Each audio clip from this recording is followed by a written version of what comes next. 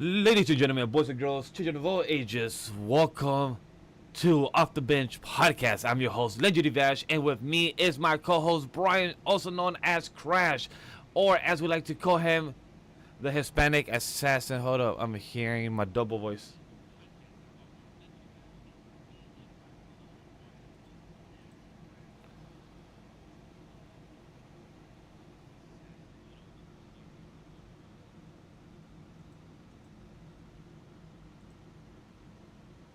That's where it was from. My apologies, guys.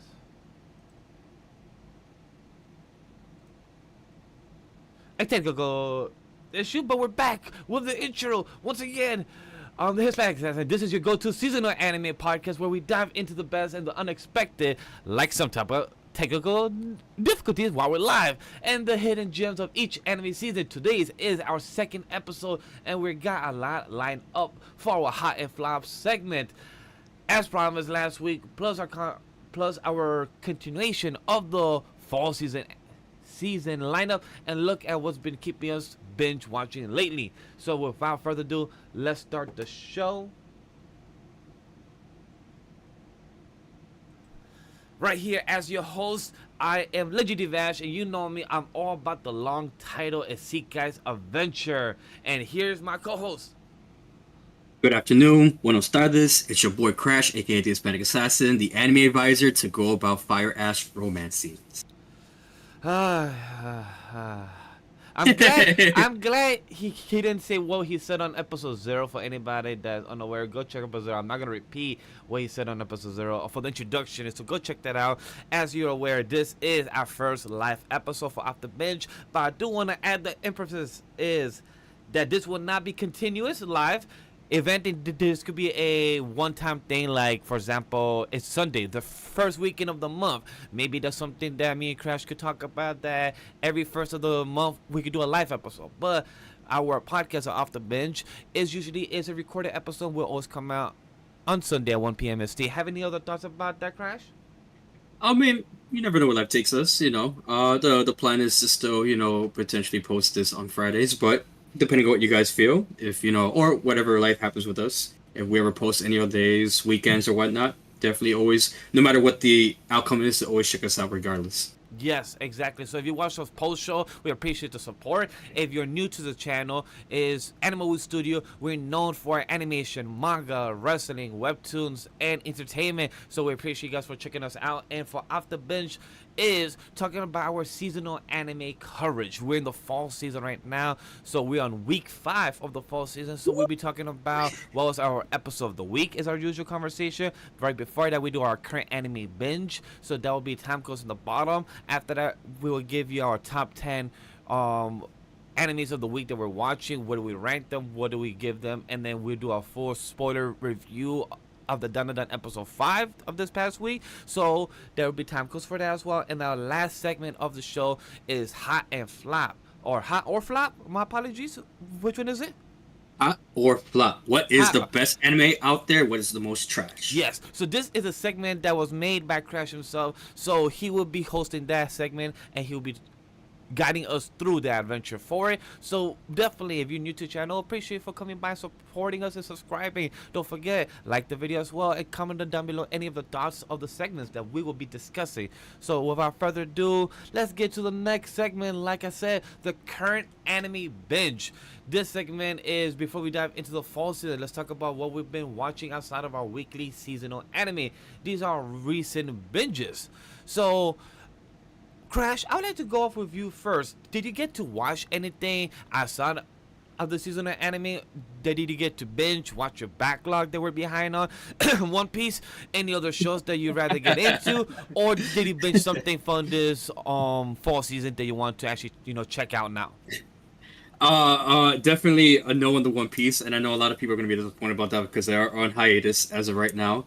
Look, 6 episodes a day, you're losing time. So instead of 6, it has to be 10 now, probably 12. Like, a big shout out to my brother, who's right now on the fight of Zoro versus King and Queen right now in Wano. So, hey, that's progress. And he's been doing that for 2 years. So right now, in 6-8 months, anybody could catch up, just say. But to be determined still. But Me, I have not personally watched anything outside of the seasonal anime. However, I had a chance to catch up on current animes, specifically two shows that I did promise to take a look into, which I'll get into with the hot and flop. But the two animes that I started to binge and be current right now with this season is Your Miss Servant and Tying the Knot with Anamagami Sister, which I personally have a lot to talk about with. But so far, I'm enjoying them. I haven't had any crazy complaints so far, but I'm enjoying it nonetheless. That's good to hear. For me, the only one that I got to see is I didn't get enough time to binge this past week because I had a busy schedule. Like came in and said, "Hey, you got work and no sleep." I like word. Let's do that. We're excited. I love it how the person I was working with, we always, or anybody in the entertainment industry, they say, yeah, we asked for this, right? Like this was our dream, with no sleep, doing the content we love, being exhausted, but doing the entertainment, but get paid so little at times. So like I always laugh when you see people like that. We're the most happiest, but the most tired. But we have the most craziest ideas of how we can make it work. We are the people of the DIY, do it yourself DIY. Yeah, the DIY. Yeah, do it yourself. So I just love that, cause people should know of how much no sleep I had this week. But it was fun as hell. But I did get to watch two things. The first one, I'm gonna dive into it, cause I know that probably Crash forgot about it, cause we spoke about it last night for like late at night. It was High School of the Dead episodes 1. First time in my life I saw episode 1 of the High School of the Dead. Can Uh, I just say real quick before you even explain anything that it is one of my first animes as a adolescent, person growing up watching that, because we all know why a person would want to watch High School of the Dead. To hear that somebody in 2024, the end of 2024, when anime's been out for so long, just watched it for the first time ever, to say that I was flabbergasted is an understatement. That is the craziest thing I ever heard in my life. I don't even know if that's even crazy to compare it to like I just started watching One Piece for the first time ever. I don't even know if that's even crazy to compare. Like High School of the Dead is a very iconic anime, and I really genuinely want to know, like, did you like it? Did you hate it? Like, I hope you didn't hate it. First off. Look, I will say this. Oh God, don't say that. No. That's a bad thing. I like it. I do want to add this. First, for anybody, yes, Vash did like it. He enjoyed it. Great time he had with it. The one thing is that when you ever watch these shows, I get into the perspective of that mind of kids. Like shit, like one movie I can't finish because I feel like I'm fucking that world is World Z or something like that, where those zombies are World hella, Z. yeah, World War Z, like those zombies are fucking hella fast. So when it comes to this anime, like I was imagine myself, like imagine me in high school, just seeing two teachers at the front gate, just asking, hey, get away, and then it's always a gym teacher trying to look tough as hell, go to the gate like, yo, get away, and then he gets and then he gets bitten, and then it just starts the whole domino effect, and then me like, yeah, my smartest idea is go grab the girl that's my childhood friend and the one that I love, but now it's not my girl because she loves my best friend. I'm gonna go get her and tell her, like, yo, in front of the class, and like, yo, you gotta leave with me right now if you wanna survive. My dude thought that he was an action star in an action movie, that he thought that the girl he spoke to was just dropping panties and like, yes, I am with you. I'm going like, nah, you are not that guy, my G. You are not that guy.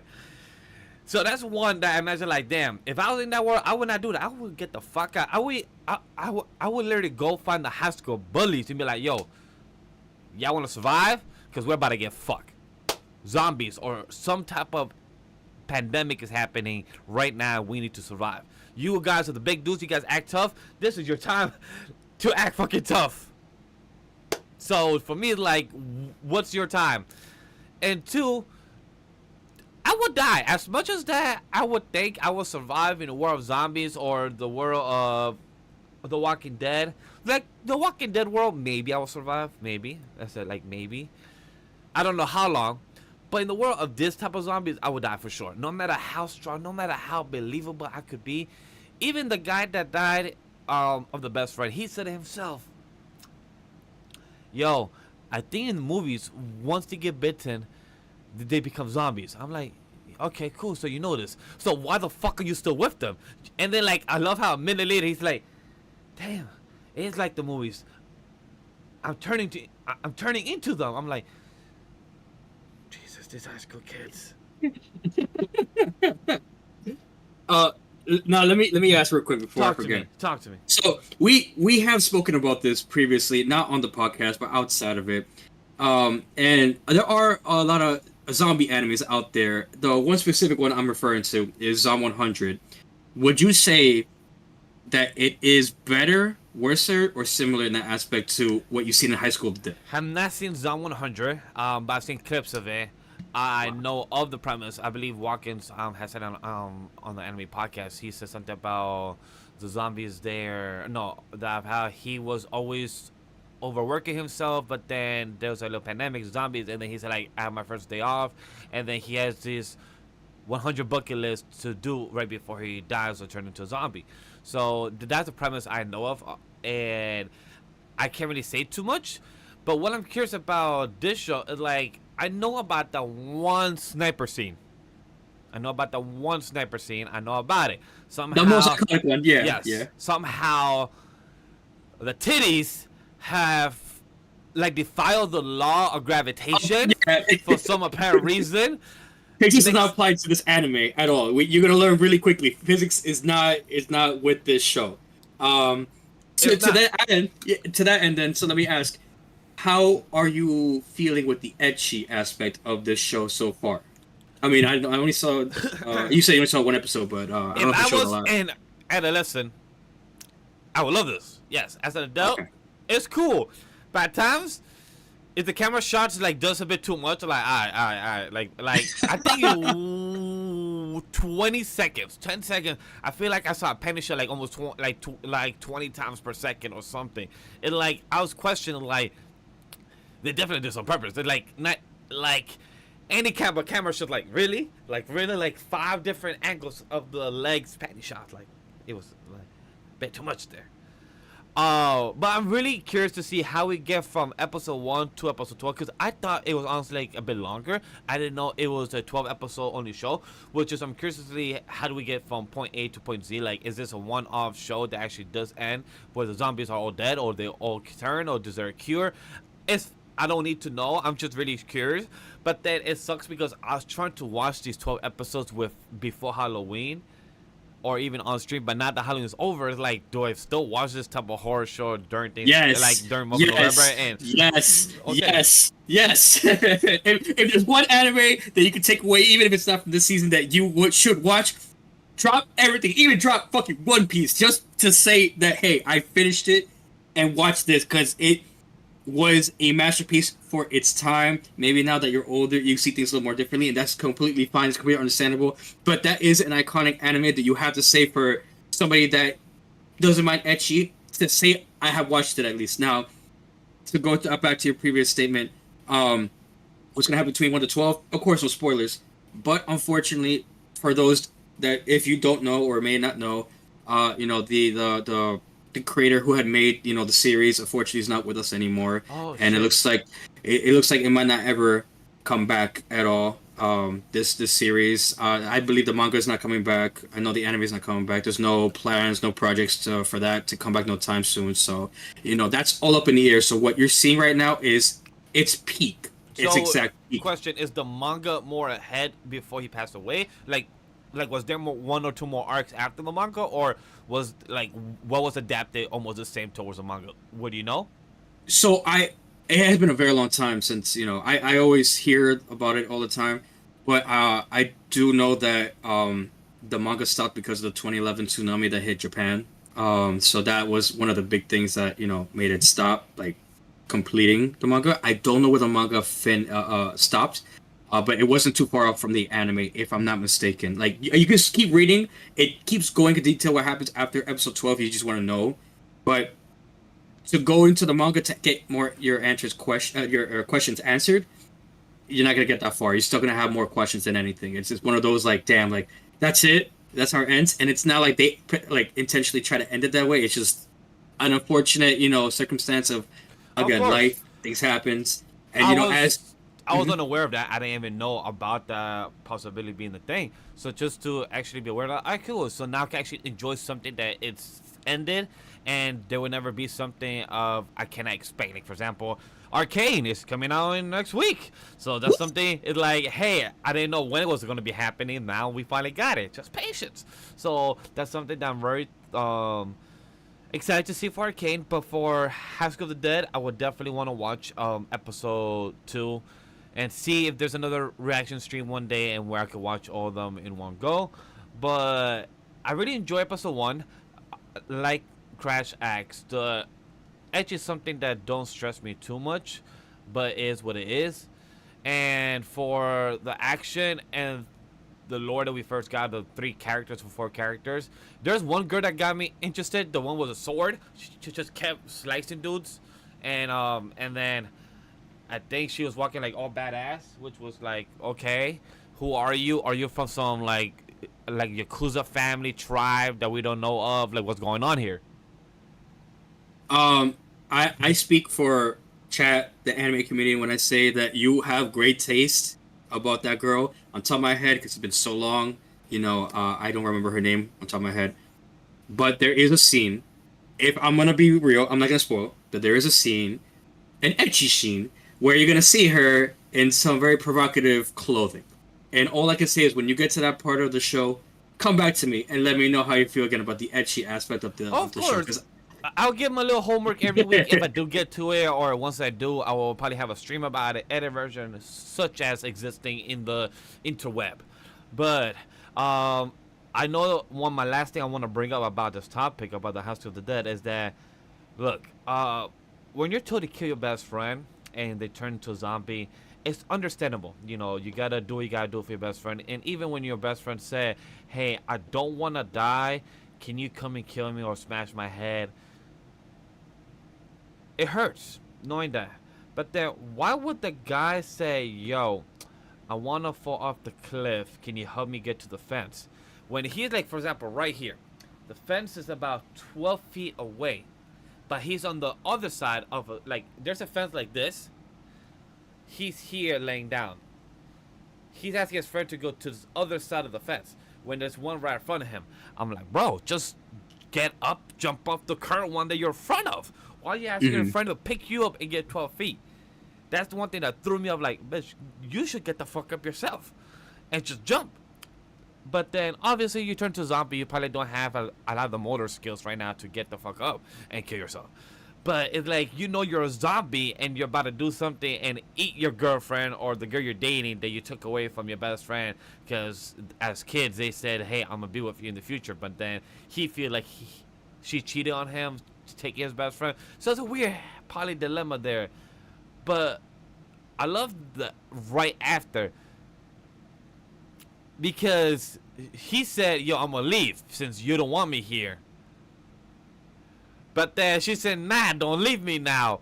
So it's like a whole 360 of craziness, or a whole 180 of craziness just happened there. And I'm like, only in a zombie apocalypse world, that is fine or normal. But on a regular day, that shit don't fly. um, I look, realistically, we both know, yeah, of course, that would never happen in that situation, right? But to that, I just can't, without in good intentions, as a veteran anime viewer, spoil anything else. All I can say to that, right, is at that point, what could you have done, really? What more could you have said to your boy? And to like speak also about that, right? Because we were speaking a little bit about that beforehand, right? If my boys, try to be like Mr. Steal Your Girl and try to steal my girl away during the zombie apocalypse, really, that like, I that is the most grimiest shit anybody could do to anybody. Like, that's worst case scenario type. Like, that's I would not wish that upon my enemies at all, right? But that just goes to show loyalty, right? And loyalty is a big thing you're gonna see in this. It's a common theme in most animes, but you're gonna see that with this specific, anime itself. Uh huh. And all I'm gonna say to that is, well, he got what's coming to him. If that was my boys, fuck him. Yeah, yeah. He turned. And he chose. I think the reason he got turned is because his girl got captured by their high school teacher or one of their teachers or classmates in the top of the roof or some type of Yeah, yeah, yeah. walkway, and she was getting attacked by a zombie, and then he chose to get in, and I think my bro was getting choked out by the zombie, and then bro got bitten by the zombie. Like, that's your fault, my G. Like, you're the one that decided to get yourself into, like, it's survival of the fittest at that situation. Like, you either get turned or you rather kill yourself right now. And which was crazy, a lot of people, high school students, was jumping off the high school third or fifth floor to Yeah. choose death or turn, and that's something wild. And then you saw the United States airplane passing by. You saw the whole town and people turning from the rooftop. Like, just seeing that, like, imagine, like, we make a lot of content of that anime, TV, movies, comics, all that. But just knowing that that situation ever happens, just crazy to think of how the world could turn, knowing that, like, you either survive or turn. You have two options, or You know, die. it is funny you bring that up because I have thought about that myself. Not to break too much of a side tangent, but I have thought about that situation where like you have a lot of loved ones, you have a lot of attachments towards this world, and what if it like just starts bringing it all away? Like you have a threat in front of you. Do you take that person and run knowing that you might not make it, or do you leave? Do you sacrifice everything you've ever known just to have a chance to live another second of your life? And it's a very difficult question. It's very powerful. We want to say one thing, but in that moment, I don't. I wouldn't blame anyone for whatever choices they make, because at the end of the day, everyone wants to live. Nobody wants to die. But we all have to make sacrifices in life. The question is, what kind of sacrifice are you willing to make in that scenario? And I feel like when that time comes, I just wish you good luck, because in any zombie, apocalypse, in any type of situation with that, it's really up in the air how things can go. It can go both ways. You can make the right choice, wrong choice, whatever. But with High School of the Dead, the choices they're gonna make, the scenes you're about to see later on, it's gonna get a little more serious. So just keep an eye out for that. That's what best I can tell you. I can't wait to see where it leads. It's gonna be very curious to see what happens. We're gonna have a lot of turn of events where zombies, etchy. I'm curious. I will definitely try to make it in my schedule for this month and just to see where it goes and watch the next 11 episodes. And that's it about the ending. So I'm really curious. Can't wait for that. And the other anime that I binge for this season was, from this season of anime was You Are Miss Servant. Yes. So that was one that I saw, and I really enjoyed it. For the reason I say I binge it, and I'm counting for this, even though it's from the fall season anime, because I binged the 3 episodes, and I want to just quickly say that it reminds me of so fucking much of Violet Evergarden. That's what literally reminds me of so much of Violet Evergarden. The only thing is that she was not a trained soldier; she was a trained assassin, and she Yeah. has horrible writing skills, so calligraphy, because she was only an assassin, and that's the same thing that reminds me of Violet Evergarden, where she learned how to be a typewriter. Because at that time, we were in the 1600s, I believe, or 1400s, or no, 1800s, I believe. Yeah, 1800s in Violet Evergarden, where they knew how to type instead of, and not everyone knowing the skill set. She was very good at it, and spoke the emotions. But with this character, we don't know about the emotion because she was always very cold. And I like the new name that she got. So Yuki? yeah, Yuki. So that was really cool concept of the character. The animation is not as smooth or as bright when it comes to Violet Evergarden. It's more flat, but I don't want to say that's also a bad thing either. The animation was still very, very vibrant, but it's very good in the aspect for my entertainment itself. Because I know you also saw that as a bingeable. What did you think? So I personally, I'm in the same boat as you. I binged the entire thing. I'm up to date right now with it. Oh, so I believe you're on episode 5, because I think episode 5 came out Yeah. yesterday. 4, 5. I'm gonna watch later on this week. So again, you say it's very similar to Violet Evergarden. I have not personally seen that anime. I know, crazy, on to-do list. I will agree with you on that. But me personally, I'm seeing a different perspective. because I play a lot of Assassin's Creed, and a lot of people know I'm a big fanatic with the video game. So of course, I see it as like I see this girl, and I'm picturing her in the Assassin's Creed universe. I'm like, okay, what does this character bring to the table that we have not really seen? Very proficient with knives. The Brotherhood, the Assassin's Creed franchise, is very knowledgeable with characters that use knives. Cool. And what really made me scream in the inside, as a fanatic with the series, right, is a specific scene in episode 4, which I'm not gonna spoil, crazy, but in one scene, the teacher throws, the chalk, at the MC. You're being distracted, you're not paying attention, whatever, right? But Yuki peeps this and tries to defend him from that chalk. So she makes a makeshift hidden blade from her wrist, slices the chalk in half, but it ends up hitting, the MC in his eyes anyways. So, that I was just screaming inside. I'm like, I didn't expect somebody like her to do it, but of course, because she's very, it's her character, it's her personality, how she is. I should have expected that, but I did not. At one part of me watching this anime, to expect like, oh, she's an assassin. I just assumed she's like a gunslinger, like any other generic, like bounty hunter or something like that. No, this is a character that really is an assassin. She knows how to kill very quietly. She's very stealthy. She wants to be, and she knows how to kill precisely. She knows what her target is and how to exercise that attack proficiently. So to see that she knows how to hide her weapons like an legit assassin in the game was really hilarious to me, but also like in the inside, very like heartwarming, if that makes sense. Well, you did. Our character, she did feel a lot of warmth throughout the past 3 episodes that we have seen. Like her self was understanding of how to be a normal girl, how to be a normal person, like a normal citizen. So it's always interesting to see when they say that you're coming back into reality, like the normal day life of a 9 to 5, a regular morning, getting up, coming back home, dinner, exhausted, to go to bed early, like the regular mundane life. Also meeting the little sister, those type of things always helps the character grow as well. It was nice to see I wouldn't say this con, but the tropes, any generic anime tropes, it's nice to see in animes like these. I will say though, what you brought up with the animation, I had a different take on it personally. I personally didn't mind the animation. It's very original, especially for people who are paying attention to detail with a lot of animation. The animation on the introduction with the song and the outro is very nice. It's very unique and detailed. They use a bit of CGI, but at the same time, handwritten drawings to animate the whole introduction, which I personally don't really see a lot of that in a lot of animes. Actually, that is inspiration from a show called Monogatari. Monogatari does that a lot in their openings, in the series that they have.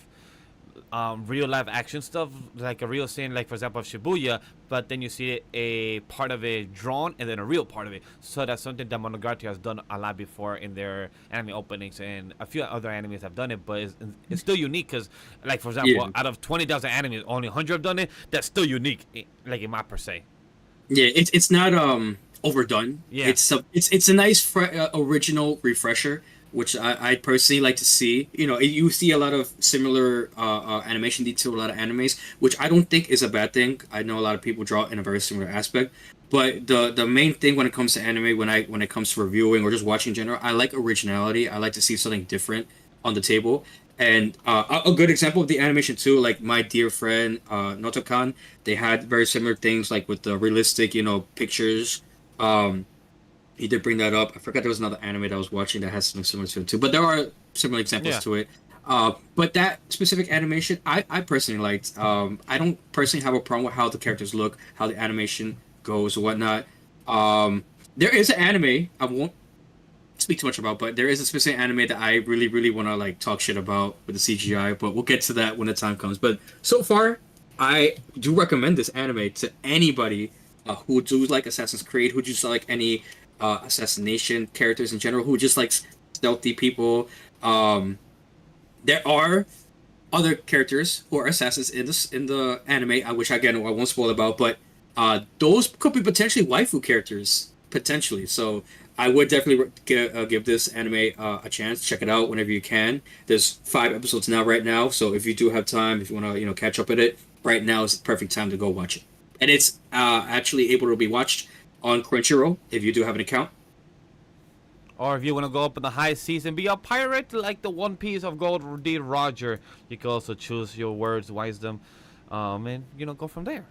Hey, I want to at least say we here at Off the Binge podcast do not promote or try to promote any type of pirating by any chance. But on the off chance that worst case scenario, you have no choice, we're gonna have to look the other way and do what you gotta do. Hey, times are tough, and like I said, we just like One Piece. We just like Goldie Roger. That's what I'm saying. Go high on the high seas of the Grand Line.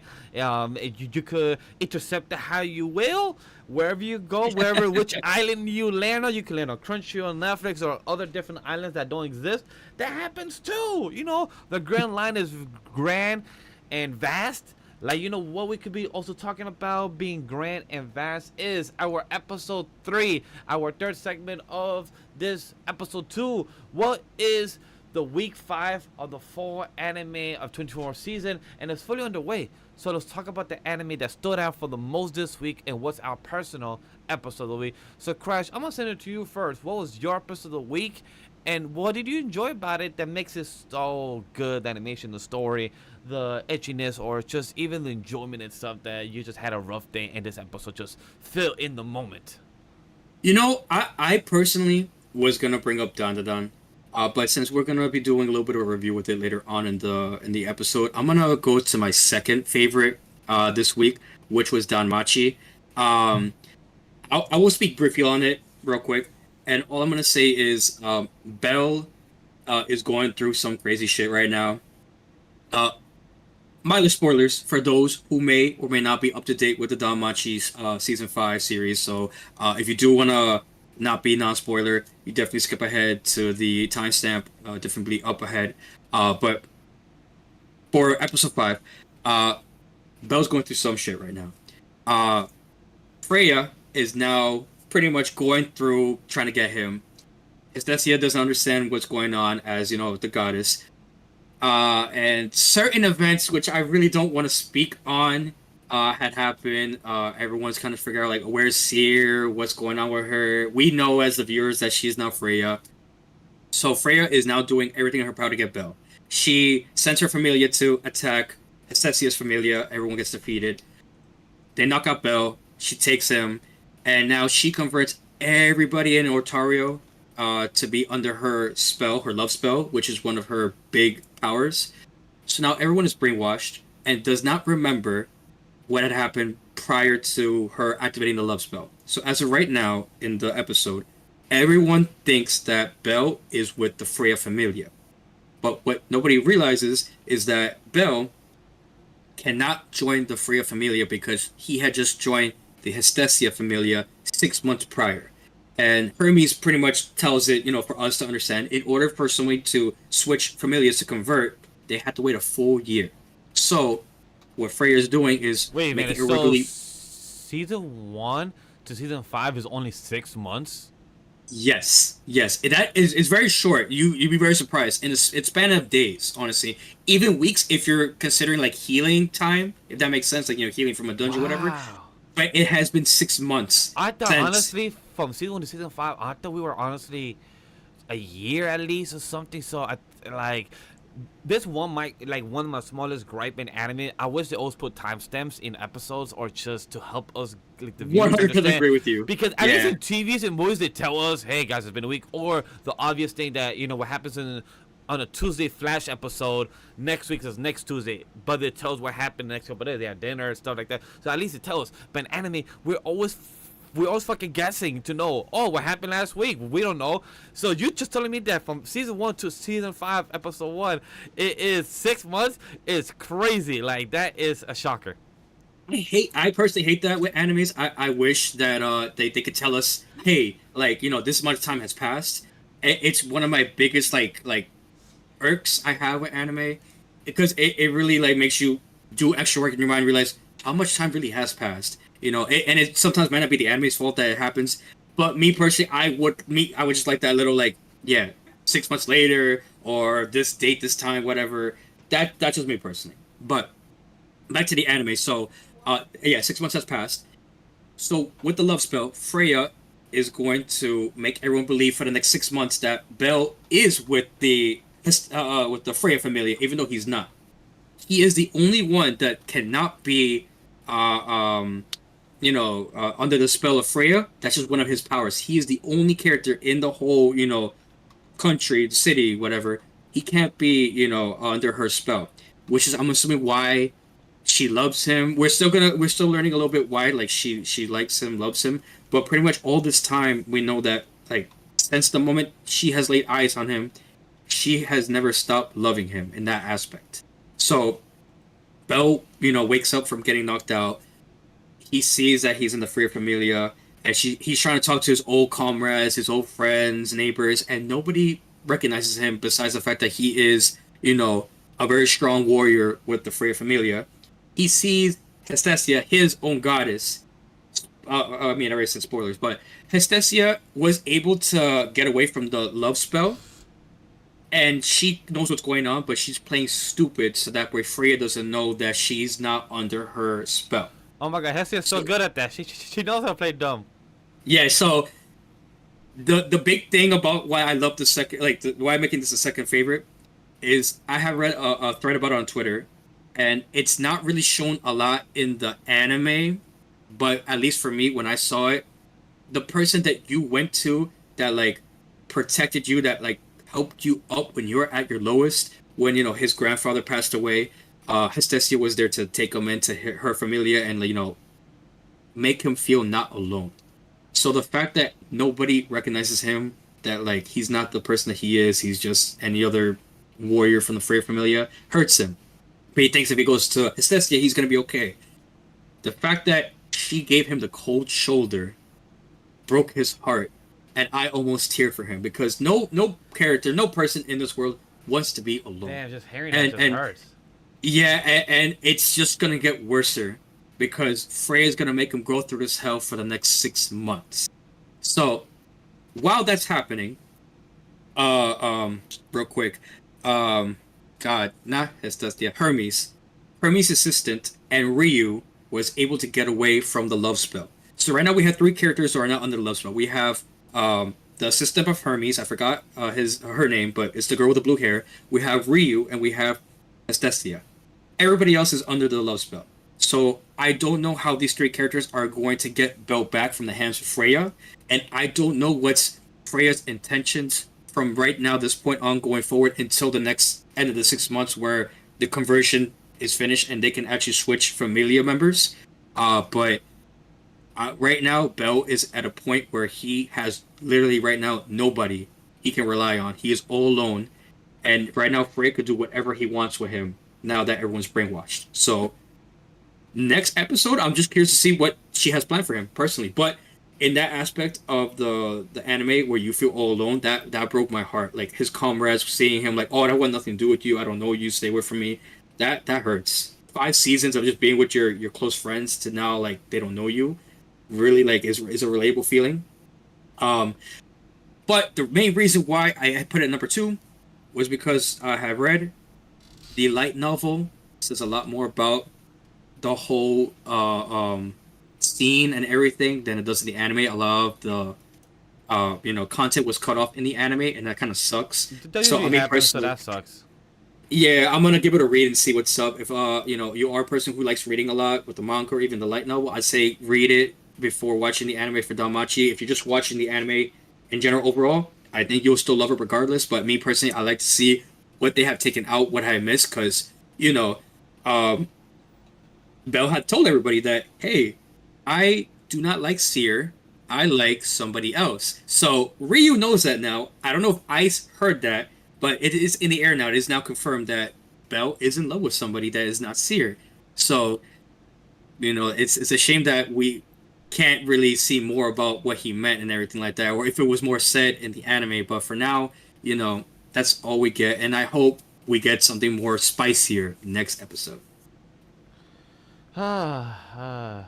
Sometimes when you have a clingy girlfriend, or clingy love person that don't know that you love them.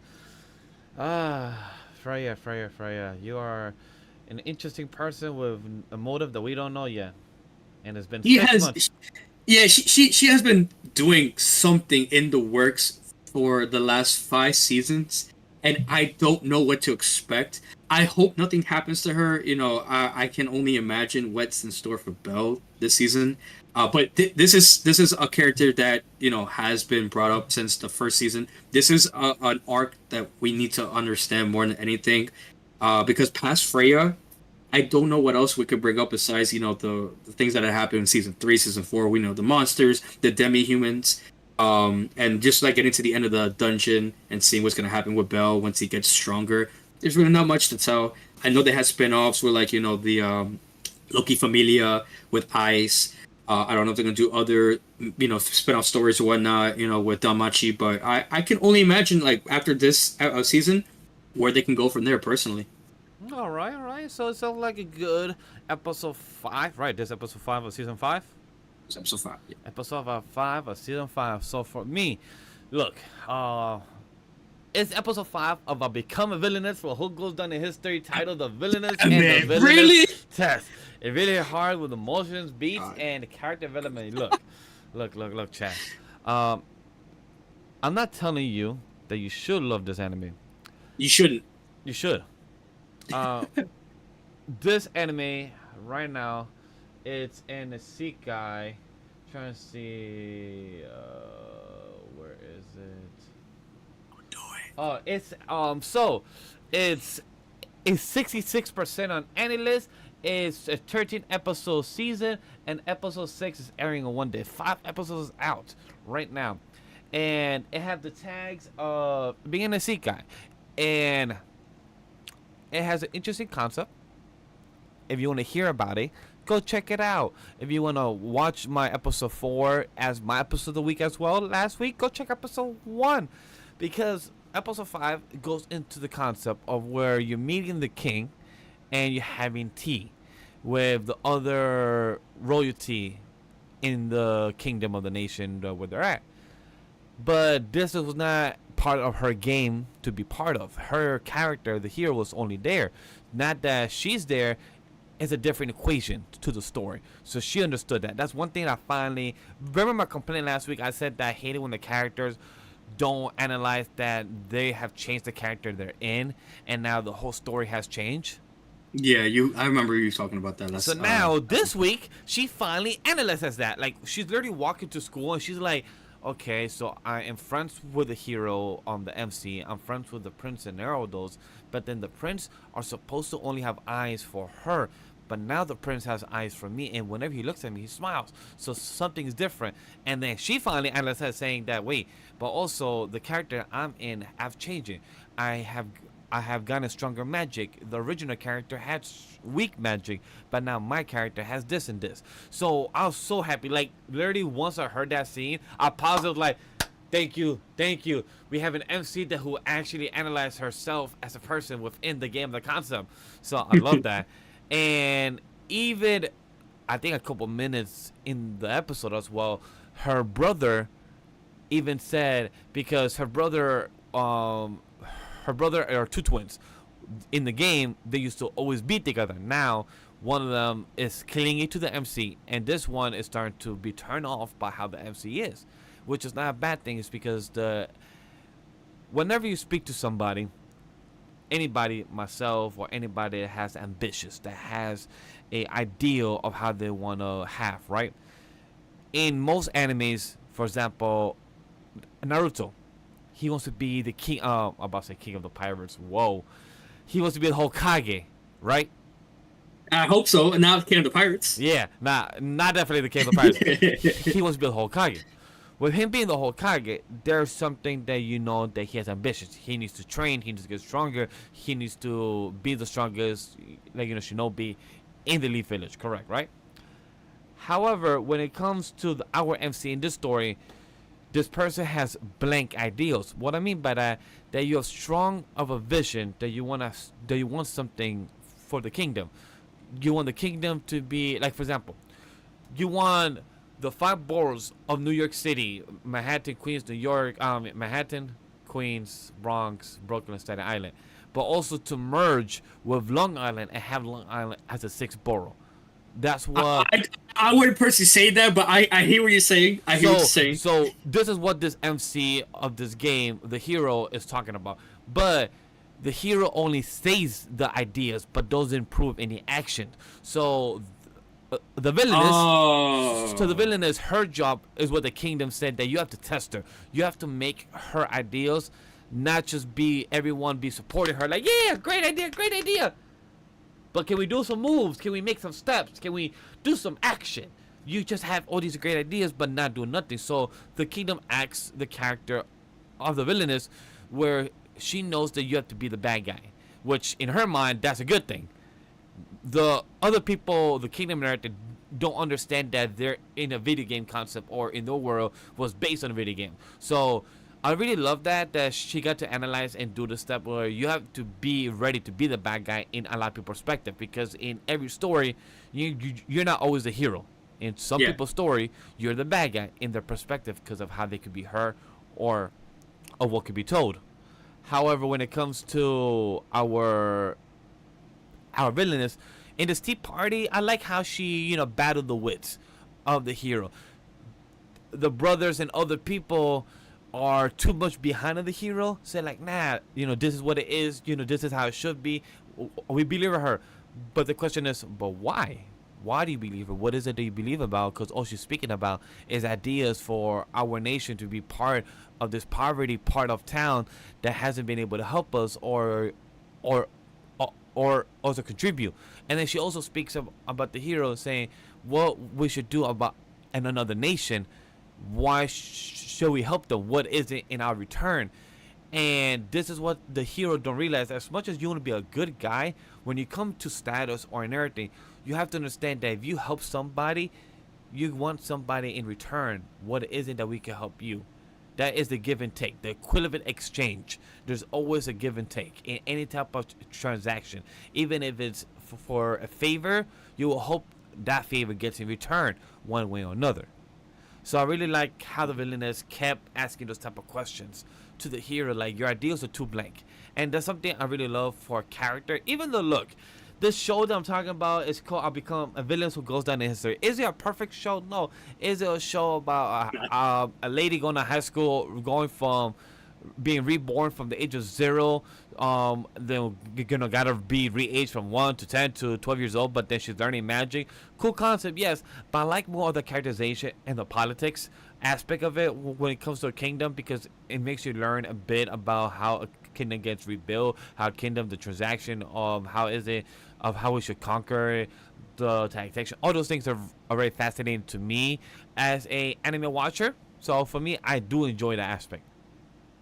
I like how you brought that up, about like the hero, because you could actually relate that also to our fuera, for this season, for season 3, going from season 2, season 3. The hero for both animes are very similar in that aspect, because the hero in our fuera is also thinking very similar, like this one, like, oh, if I'm the hero, I can do any action and people are going to think I'm good. But the reality is that they have a specific perspective that they just don't really understand in other perspectives, that no, you can't just do an action and assume it's good. Actions have consequences.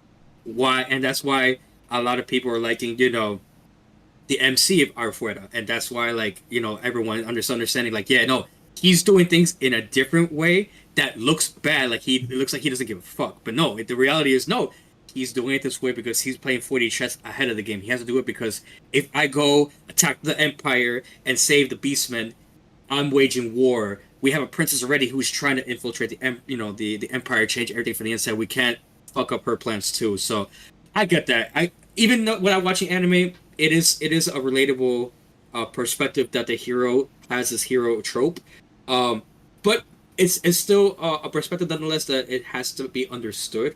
So I like that. I really like that analogy you have right there. I hope he gets better though in the future episodes though with the anime. What do you think? He's gonna change his ways? He's gonna stay the same? Well, the hero for our MC is a girl. She's supposed to be the holy saint. she's supposed to be the holy saint that's supposed to bring the wave of calamity of good in the kingdom. But they're trying to see how it goes because with so much power and so much ideal, it could go in the wrong. So I'm really curious to see how that goes. Like, I'm actually supporting the villain, but then at the end of the episode, the villainess got captured, got kidnapped. Okay. But then I'm curious to see how's that gonna work because she said it in the game, it never happened. So things are already changing. So I'm like, okay, so where's this gonna go? Because in my head, she could technically save herself since she's a level 80 fucking magician. So like, literally, just save yourself. But Yeah. I'm curious to see where's that gonna go and how's that gonna attend to. So it's really curious to see of the action in that aspect. But other than that, this was my episode of the week. I would say Alpharetta is a close second or third. I don't count Danmachi since we're gonna review it, so it's a great episode to me every week, and it's just a fun little action. So I have a good time with it, so that's why I like to give like an honorable mention for other series instead of having Danmachi. So it has the action, it has the comedy, it has the love and romance, but we're gonna give that little 10-12 minute type of review right after we do our anime ranking. So I have no problem for us to just me give the villainess Alpharetta was also a good concept of, but I'd rather save that Alpharetta conversation after we start off in our next segment, which is the fall 2024 anime ranking. So this is our anime ranking of this season of what we're watching of the fall season. So chat, comment down below what you guys think about your fall anime ranking, and if you agree with us, and if you think we're fucking crazy and have a poor taste, because I know some of us do, and some of us have some crazy thinking of what an anime of bad season could be or bad animation. But I know we would discuss it. So this is a anime site that we give a little ranking and a opinions of what we think of their 10 ranking of what 8,000 people have voted for and think of where these type of rankings should be. But the 10 ranking of what number 1 is, I will state these top 5 first, and then we could talk about the other 5. Top 5 is ReZero, starting in Another Life season 3, went up as 3-1. Bleach, the 1,000-year Blood War is the conflict, number 2. Blue Box is number 3. Danmachi dropped down for number 1 to 4, and then Blue Lock season 2 went up to 1. What do you think about this, Crash Phone, numbers 1 through 5? Okay, so I'll put my 2 cents in real quick for this. For ReZero and Bleach, I think I can speak for Yomi Vash that we personally are not watching the series yet. However, these are animes that we will watch in the future. We're not skipping it completely. No, I do plan to watch Bleach, and I do plan to watch ReZero. The same for Vash. For the sake of argument, we will agree with the people and say that we do agree with the ranking, rank 1 and rank 2. It is good. I know more or less what's going on. I'm not oblivious. There are a lot of spoilers online about a lot of stuff. Bleach, I have not heard of anything at all since it has released. For ReZero, I do know some stuff that's going on. So again, no spoilers. I'm not gonna say anything, but like I'm not oblivious. I do know stuff is going on right now with Amelia, and that's all I will say. But I do agree with ranking 1 and 2. Blue Box. Me and Vash again are watching it.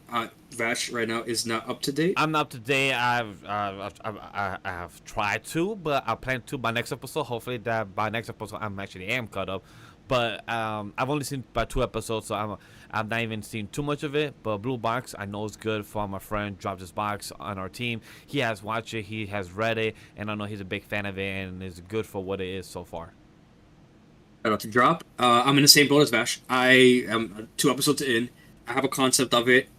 I will talk a little bit more about it later on in the hot or flop. But for right now, I do agree with its ranking. Danmachi.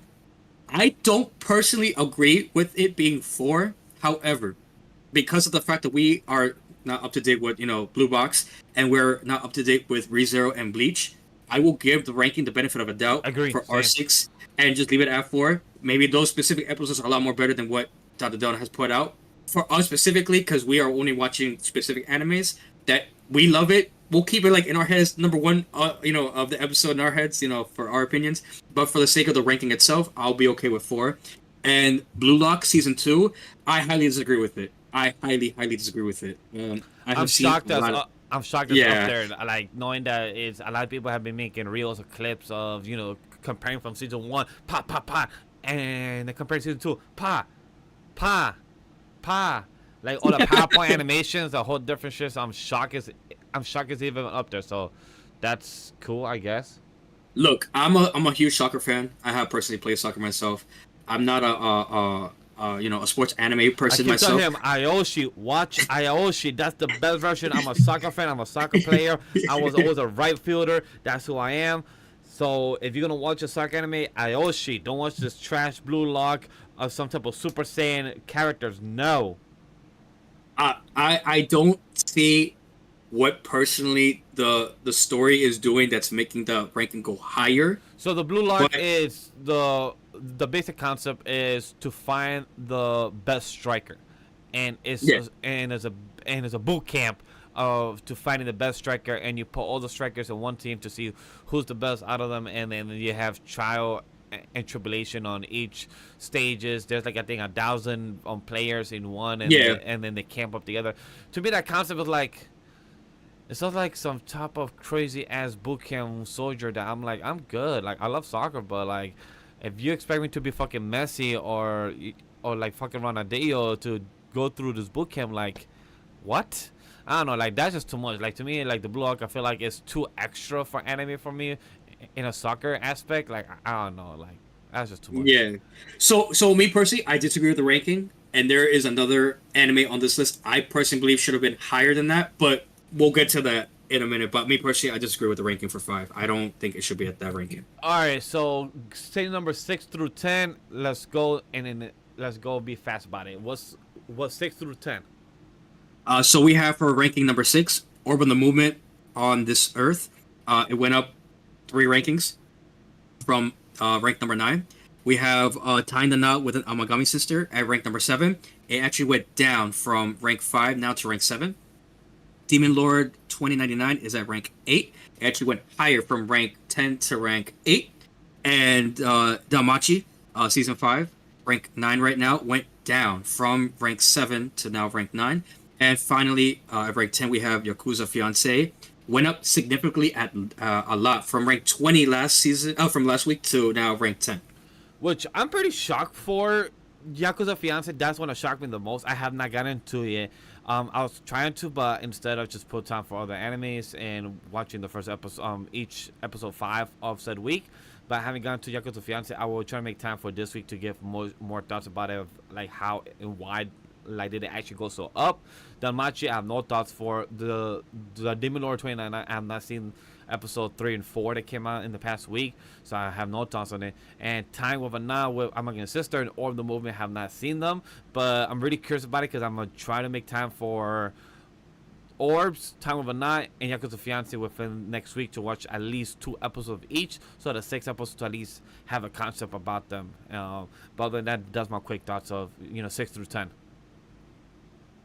All right, lock in chat. This is going to be really quick, but ranking number 6, Orb on the Movement of the Earth. I'm personally skipping the anime. I'm not watching it at all. I will speak more on that in the hot or flop list. I'll give my take on it. For the sake of argument again, I will agree with the ranking.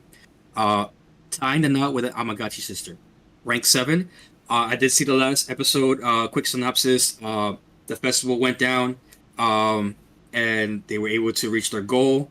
And we did see a smooch happen. I'm not going to say which character, but the plot is slowly developing. We're starting to see the wheels moving with the characters and how they feel for the MC. I personally am okay with rank 7. It was an okay episode. It was nothing crazy. It's kind of a I saw it coming type of trope. So for episode 5 for rank 7, I'm cool with. Demon Lord 2099, I'm personally skipping the anime myself.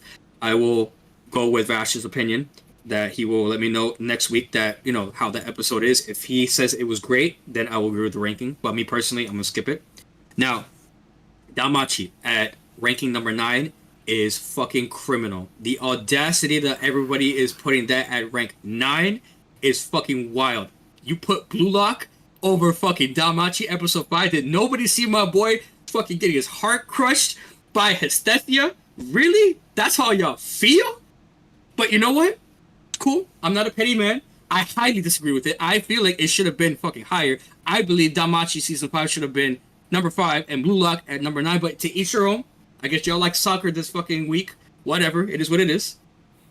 And rank 10, Yakuza Fiance. So I'm personally again skipping the anime, and I'm going to explain that on the hot or flop list. However, I have been shown a clip on social media about episode 5. So I personally know why it is that the anime got so higher in the rankings. And not to spoil anything, but a specific scene goes down where the female lead does get hurt, and the MC throws hands with the Yakuza. Like, straight hands. Now, without going too crazy with spoilers, and just with the context that I've seen, if my girl got hit by some bully, by a gang member, on God, I would have done the exact same thing that he did.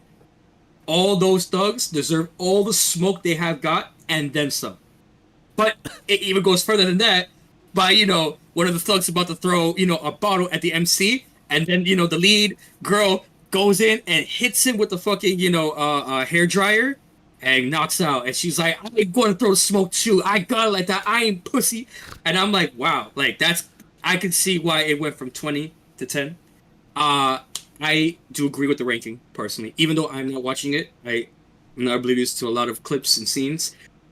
Yakuza Fiance is a very good anime. Definitely recommend it to a lot of people who like organizational criminal stuff. Definitely recommend. It is definitely highly reviewed for me that I like it personally. But I'm not gonna watch it. Okay. To me, that is numbers 1 through 10. We will speak about the honorable mentions while we speak about our weekly fall season of the top 10, our anime ranking. So, without further ado, just jump into our fall anime ranking of the season.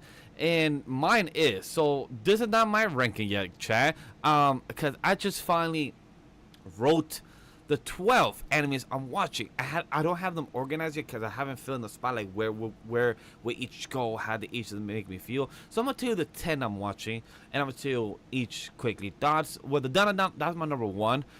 Caught up for episode 5 out of 12.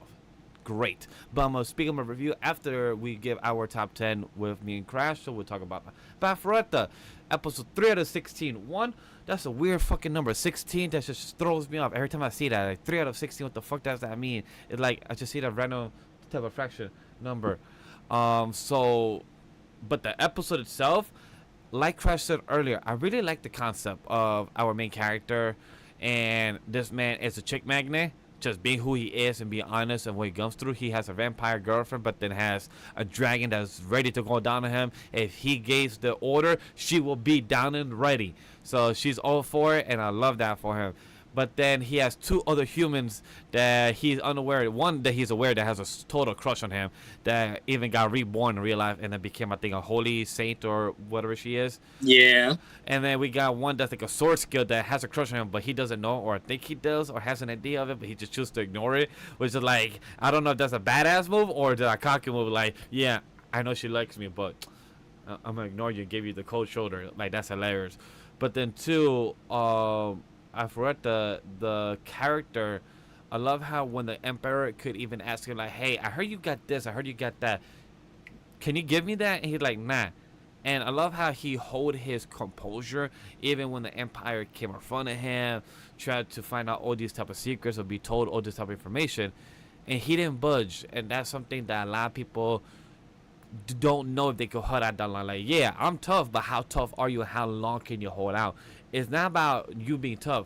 It's can you be tough in the amount of pressure, the amount of time, and how long can you last? That all is equivalent to all that. And just knowing that our character literally hold out that long and hold his composure and was still ready to free the Beastman, even for the girl. When he said like, yo, I had a mission, but for you, I will do a side tangent story arc for this mission.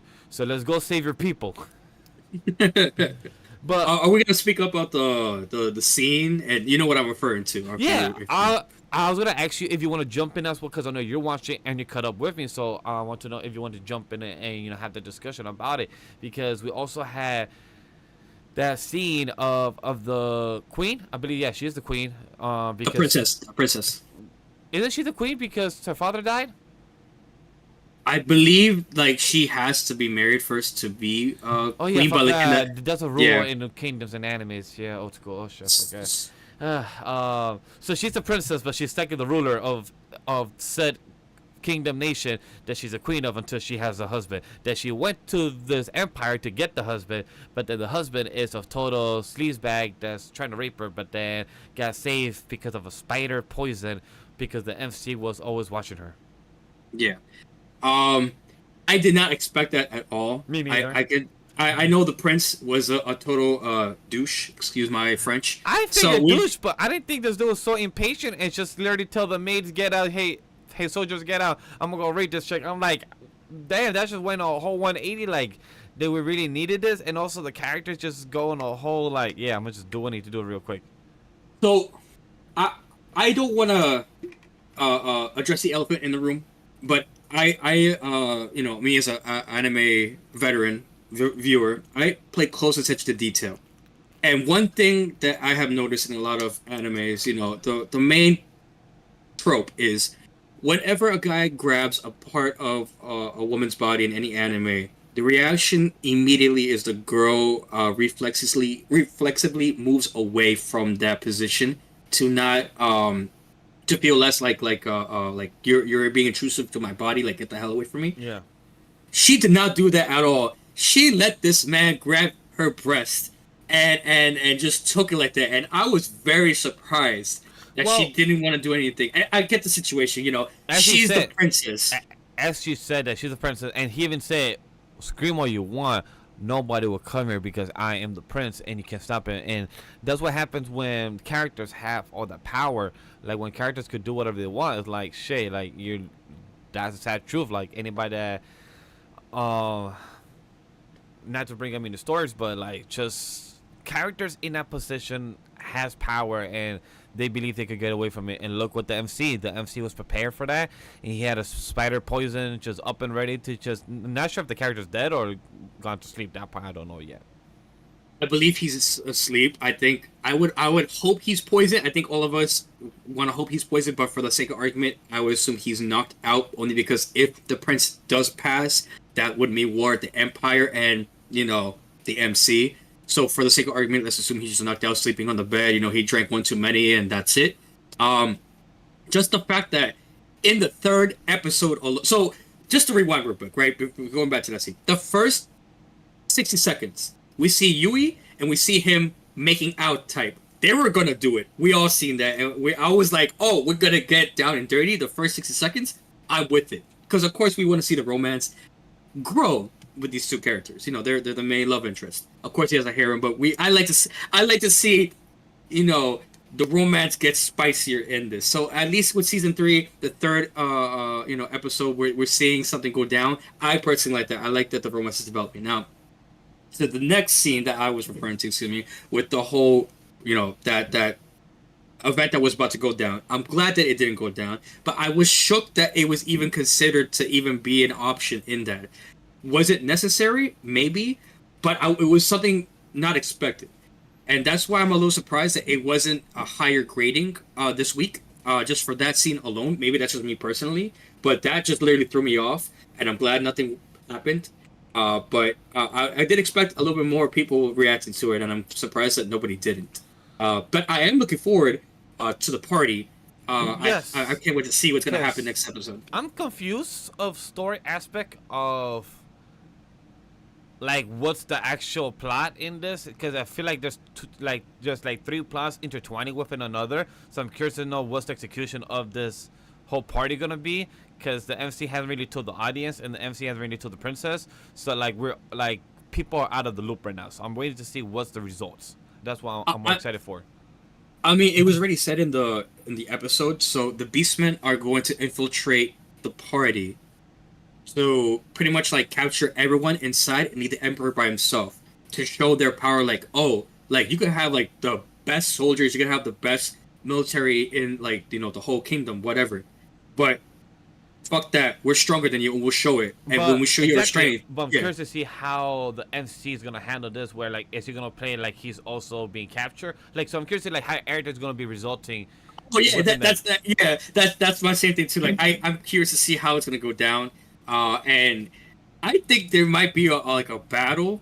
I don't know if it's gonna go to war. I hope not, but like time will tell. Really, time will tell what's gonna And happen. plus, he even told the Emperor like, I will trade off if you give me my way back home. So he still has that as a mission. So I'm glad we also got reminded about that. Like, hey, I still want to go back home. That's still my mission to go. So I really was happy to hear that. So I do know it was brought up. I think season one. It has been a while since I've seen like the previous seasons, but I do know Yui asked him at one point. If you had a way to get back home, would you take it? And he said he had, if I remember correctly, that he had nothing back home over there. That he would rather keep his life with her, or if there was a way to bring her to his world, cool. But me personally, if you are an OPMC, I'm staying there, here. and I'm yeah, I'm staying. staying there. I'm sorry. You have a vampire girlfriend who can suck you off, do whatever the fuck you want. That she wants you. Like she legit says, "I love you." Who the fuck would want to go back to your Unless, original world, my unless, guy? unless I go to back to my world and I have the same power, same stuff, my girl could still fly and I can do what I want. Then yeah, I'm a god over there. Then nobody could stop me Yeah, here. but But then I'm like, but then I have to deal with regular humans, go to 9 to 5 job. How am I yeah. gonna like? I can't hunt monsters no more. I feel like I become too destructive now. So I'm like, you know what? I just rather stay where I am in my own planet, in my own world here. Just be having a whole harem with a dragon too and everything. So like, it is what it is. Why be an OP character in a modern world when you can be a king in a fantasy world? You see what I mean? Yo, I that's what I see. and right there is a new title anime of a long series to seek out right there. Right there. Your walkers, you just heard a new one being made. So, to continue off, I also am watching as a recounted as a aristocrat. I used my appraisal skill to rise in the world season 2. Good episode. That's all I can say. Like not much happened since the last one where I could say that it's like a highlight or something. But good episode that continue on. Dragon Ball Daima, we finally had some action. I'm caught up to episode 4 from this past Saturday. I mean past Friday. And we have Dragon Ball Daima episode 4 was where Goku finally put some action. He fought some type of foot soldiers, I'll call them. I don't know if they have an actual name yet, but we weren't told. But I'll call them foot soldiers. We had them, and we met the other character from the poster that will be traveling with them. So that was pretty cool. So we finally have the whole gang together, and now we have the Go, the crew, which is missing Vegeta and Piccolo. They better not show in fucking like episode 8 or 10. It's like yeah, better show up next 2 episodes. Not I'm gonna be mad that yeah, literally just got blue balls until the end where we're seeing Goku and everything as a kid. But the Supreme Kai as a kid is hilarious. Like I'm really enjoying his lines and his type of facial expression when he sees what Goku eats, how he acts. He's so impolite and all these things. I feel like he's the Krillin right now of what we had from the original series. Just giving all these type of like astounding questions of well, what the fuck is this Goku here, tail and everything. So I'm finding that type of character of what our boy Supreme Kai is. I'm also seeing the Demon 2099, but like I said earlier, I'm behind 2 episodes. But if you want to hear my thoughts on the first 2, go check out episode 1 of Off Da Binge. Goodbye Dragon Life. Hey, episode 5, I'm good. I'm enjoying it. Dragon Life, he still has his power from being a dragon. This motherfucker was fighting a giant spider, ant-ish type of fusion thing, and he literally was holding it tight. But then he said, "This would be easier if I use my dragon power." Okay, I feel bad for what my mom made his human body. Then turn his whole damn arm into a dragon arm, and then just squish that spider like that. Pa! The blood splatter. And then he made sure that nobody was looking. I'm like, shouldn't you make sure before you turn, not after? I'm like, why are you doing that? Plot holes. Sometimes you don't really think about it, but they do happen, and you got to be. That's gonna lose points for the show. For if I was me watching it personally, But also, it's good to check after because that was a good make. Because the time you turn and you kill the ant, that's like 20 seconds. So no matter if you did see, somebody could still show up. So logically, still makes sense if you look after as well. But to me, I feel like you should turn before and after, not just after. That's just me. But I like Good Bad Dragon Life. I don't know if it's called a Sekai since it's already reborn, but I'll call it a reincarnation. I'm not sure if that's a tag itself. I just know Sekai is a whole type of genre, but I think reincarnation is a whole tag. But Hmm.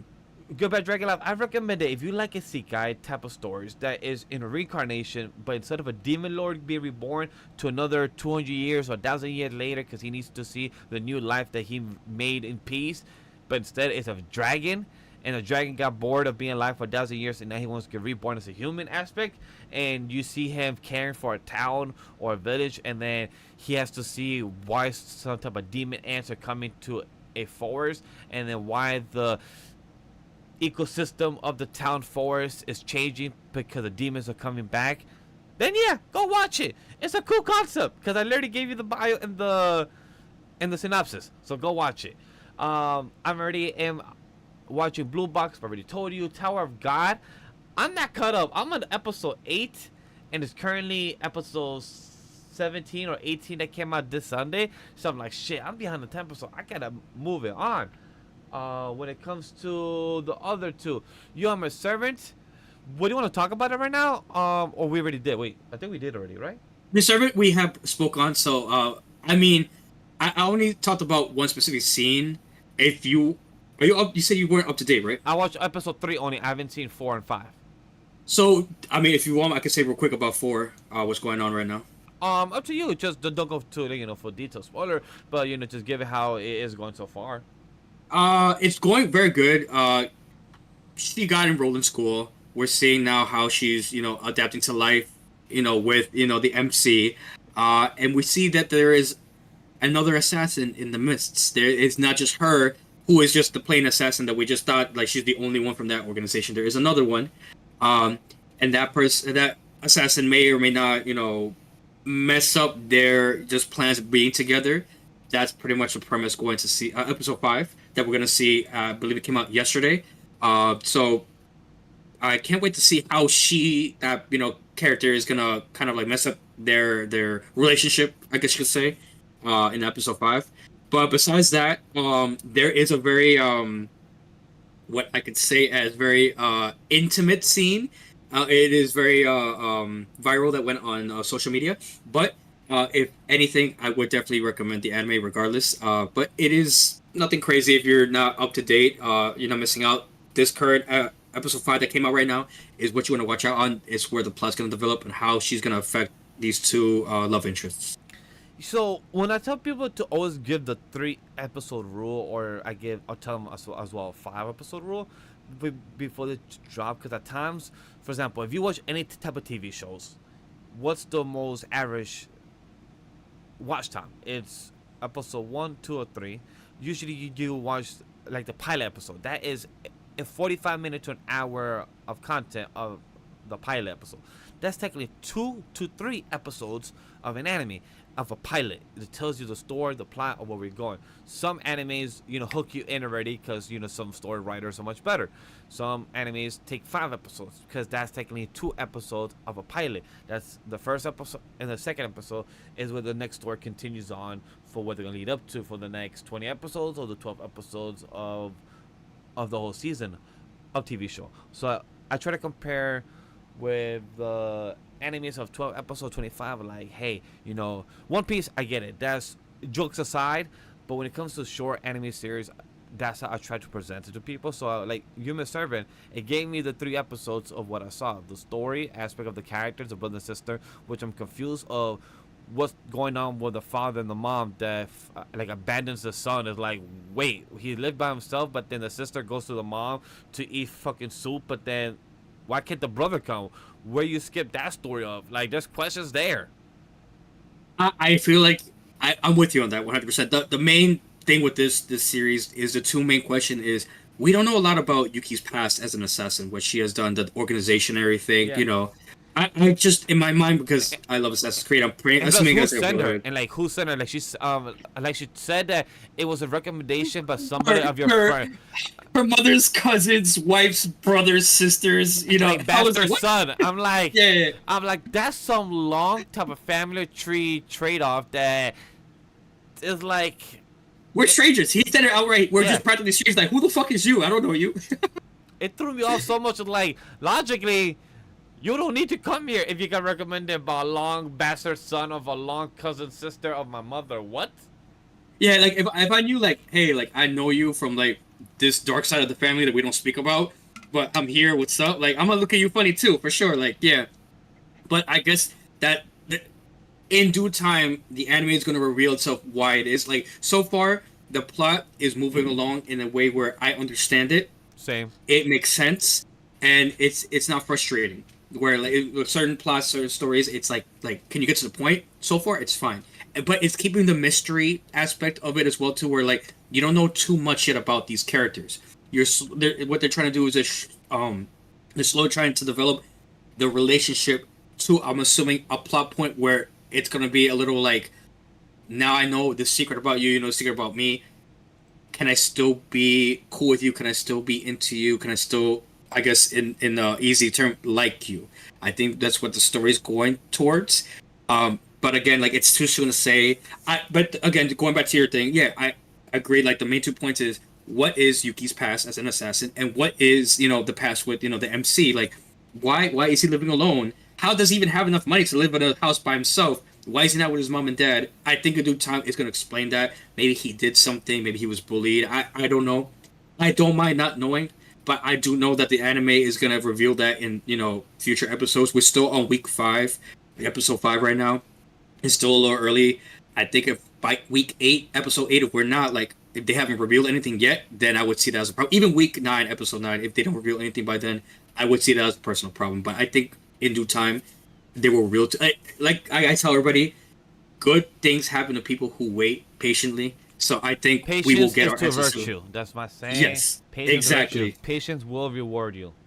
I 100% believe we're gonna get our answers soon.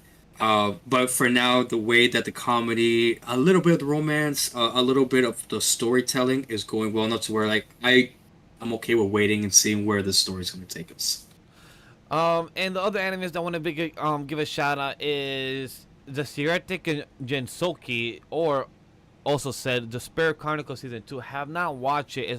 It's ranked as number 17. Haven't watched that show yet. And the other one that I need to check out that I'm behind on, but I'm not sure if I'll get to it this season. I'll try to watch it by the time December hits, or probably by week 12. I'll try to do my best. Is Shangri-La Frontier season 2. I'm gonna try that because I left on season 1, episode 16, I believe. So I haven't gotten around to it for sure. But other than that, I wanna ask, what's your crash? What's your weekly top 10 before we give our hot and flop? Spin it to me. What is your top 10? Give me a quick synopsis. Other than Don, and you already gave Danmachi, so I know you have like 6 to talk about. So talk to me. Yeah, so my list is gonna be very quick. It's not a full top 10. It's gonna be a top 8. Um, Again, you have the list that we had spoken about. That everyone has reviewed. This is just my personal list, going from like what I think was the best episodes from week 5. 1 being best, 8 being like eh. But Oh, again, the first one is Dun Dun. I personally think it's great. We will speak on that later on, towards the end of the podcast. My second rank would be Is It Wrong to Try to Pick Up Girls in the Dungeon season 5, episode 5. Again, I had already explained what is going on there. That is my second favorite. Third would be You Are Miss Servant. really nice. Again, That actually shocked me. That's actually as number 3. yeah, even for the fact that it again for the ranking and everything right now, it the hidden blade being shown really like made me happy inside, and that intimate scene that I had spoke about, with the nurse. I'm not gonna speak more on it. Was very spicy, and I'm very curious to see where that's gonna continue on. Going to episode 5. My fourth ranking would be Afuera, season 3, episode 3. That whole scene that happened with the princess and the prince that threw me off. The kiss scene, the first 60 seconds happened with Yui and the MC. That was a little spicy to me. I like that. and what's gonna happen in the party right now. Like that, those plot is getting interesting. And my main thing whenever you're watching a good story is when you get to a good part of it, any anime or any story, and it cuts off, like it's like, oh, but I'm getting to the good part. That's where I know things are gonna get good. It will be even worse if it gets disappointing after that fact. But the fact that it makes a viewer like me like motivated, intrigued to get ready for the next episode is very good, and that's why I made it a high ranking at 4. Next to that will be my 5th ranking, 2.5 Dimensional Seduction. I believe that is episode 18 of a series that has released from last season in the summer season. So pretty much, again, spoilers. So we're finding out that Arya, I believe that's her name. I might be butchering it. Her father is still alive. She is not dead. She misunderstood the conversation that she overheard between the mother, her personal mother, and his mother. So the father is not dead, and it's revealed that he is actually the manga author of the children's favorite animes that they are watching in the actual show. So he is the creator of Lilith, which is crazy, and it just goes to show that small world, like like the people you meet in any kind of convention or as cosplayers or just people who like animes in general. Like it really that goes to show like small world. You know these people and we don't even know it, and the connection that like the author has towards the actual like characters overall is mind-boggling.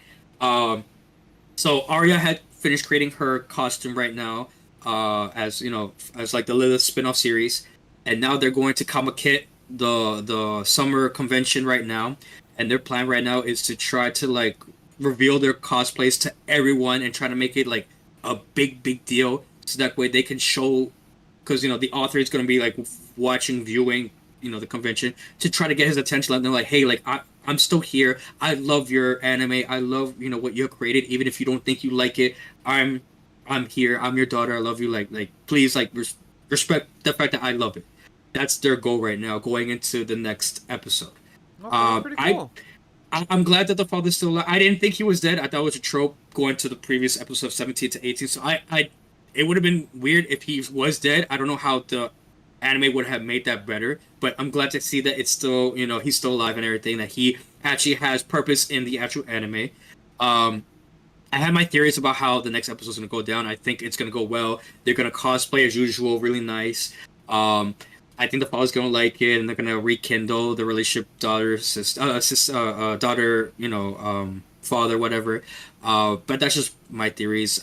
We have yet to see it. We don't know how the costume is going to look, but stay tuned for the next episode, which is coming out Friday. Oh yeah, if I'm not mistaken, the one this came out this Friday had already released. I think that's the one I'm missing. That was number 5 on my ranking. Number 6 is MF Ghost Season 2. So it is getting a little crazy with the race right now. With Ken, I'm pretty sure I'm butchering his name. So long story short, we're being shown in the race how the Toyota 86, is able to maneuver in the rain without using any type of safety features at all. We're seeing how Buckner, the German driver, he is now demoted from rank 1 to rank 2, and the French guy is now from rank 2 to rank 1. He's out leading him, first time ever in history in his career of racing. They're saying that he's going to get back up in the lead. We don't know how. I'm assuming today's Sunday, and as of this recording, they're going to release that the new episode today. So I'm curious to see how he's going to get back his lead. And we're seeing all the other drivers suffering through the rain, because, of course, as the anime, that specific episode explains to us, the viewers, it explains how you can have the fastest car in the world, but it underperforms when it's raining because of traction, because of sliding, especially when you're trying to drive through Mount Fuji, where a bunch of ash from the volcano comes down. So of course that's gonna make things worse. So because these powerful cars, of this generation, cannot outperform itself, the underperformer, the Toyota 86, is at the same level as them currently. So using his driving skills, he's showing the world that you don't have to have the best car in the world to beat everyone in his race. I could just drive the worst car possible with no kind of support whatsoever, no kind of traction support, anything, I can literally drive so fast, drift with your beat music going so hard, and smoke all of you. Right now, I Yo, believe he's ranked 7 I don't know if on the race. this I don't know if this anime scene came out after or if they took inspiration, but this scene reminded me of Fast and Furious when Vin Diesel, I think it was in Fast and Furious 6 or 7, when he drove an ugly ass car type of I think it was in Brazil or there was in some 6. It was 6. it was No, six. Fast 5 is Brazil. Fast 5 is Brazil. Fast Five. All right. Yeah, because Yeah. he was with Letty. No, I think it was his Fast 8, because I think he already was a father already. So yeah, Fast 8, I believe. So he was with Letty, and he literally drove the ugliest car versus somebody else who had a better, newer car, like a 2020 car, like nice one and everything. I know they talk about in Puerto Rico. Yeah, probably Puerto Rico. Yeah, Yeah, yeah, Puerto yeah, Rico. yeah, yeah. And he I know what reminds you're me of talking the about. exact scene. He literally is like, it's not about the car, it's about the driver and how you About the drive the car. And I'm like, and he said I could beat you with a car that's all like this and beat us this, still beat you. And he bid on the fucking on the tickets the pink slip. Yeah. He always fucking bets on the pink slip. She always makes me laugh. He's like, there's always this fucking thing just fast one. We get it. Pink slip. Driver, I need a new car. But that literally, the scene you reminded me of, like exactly what you spoke about. Like, oh, it's not about the driver, it's the rain. And it's, oh, yo, my dad always told me, like, mijo, you always need to be careful when you drive in the rain and the snow. Cars are not the same. You gotta brake slower. You gotta brake this. I'm like, yes, Dad, I know. But every time I'm driving in the rain, I always remember that one line my dad was telling me. And you said the same shit of how no matter, you're going driving down Mount Fuji, like, it's technically any type of weather forecast, even a tornado, drive the opposite way. Same shit. So, I don't know majority of the characters' names because it's all in Japanese, and I don't want to butcher anybody. So I'm gonna say their car names. The driver who's driving the Lamborghini, unfortunately, he did crash. He Okay. is fine, thank God. But he's out of the race. He's very upset. It just goes to show again, the whole point of this specific race in this season 2 is be very careful when you say that you think you have the best car and you're the best driver, because you may prove yourself wrong, and he did prove himself wrong in front of a live audience. And it's not just like a couple of hundred, couple thousand, 10,000, 100,000. No, we're talking Worldwide. hundreds of million worldwide, hundreds Oh of millions shit. of people watching this.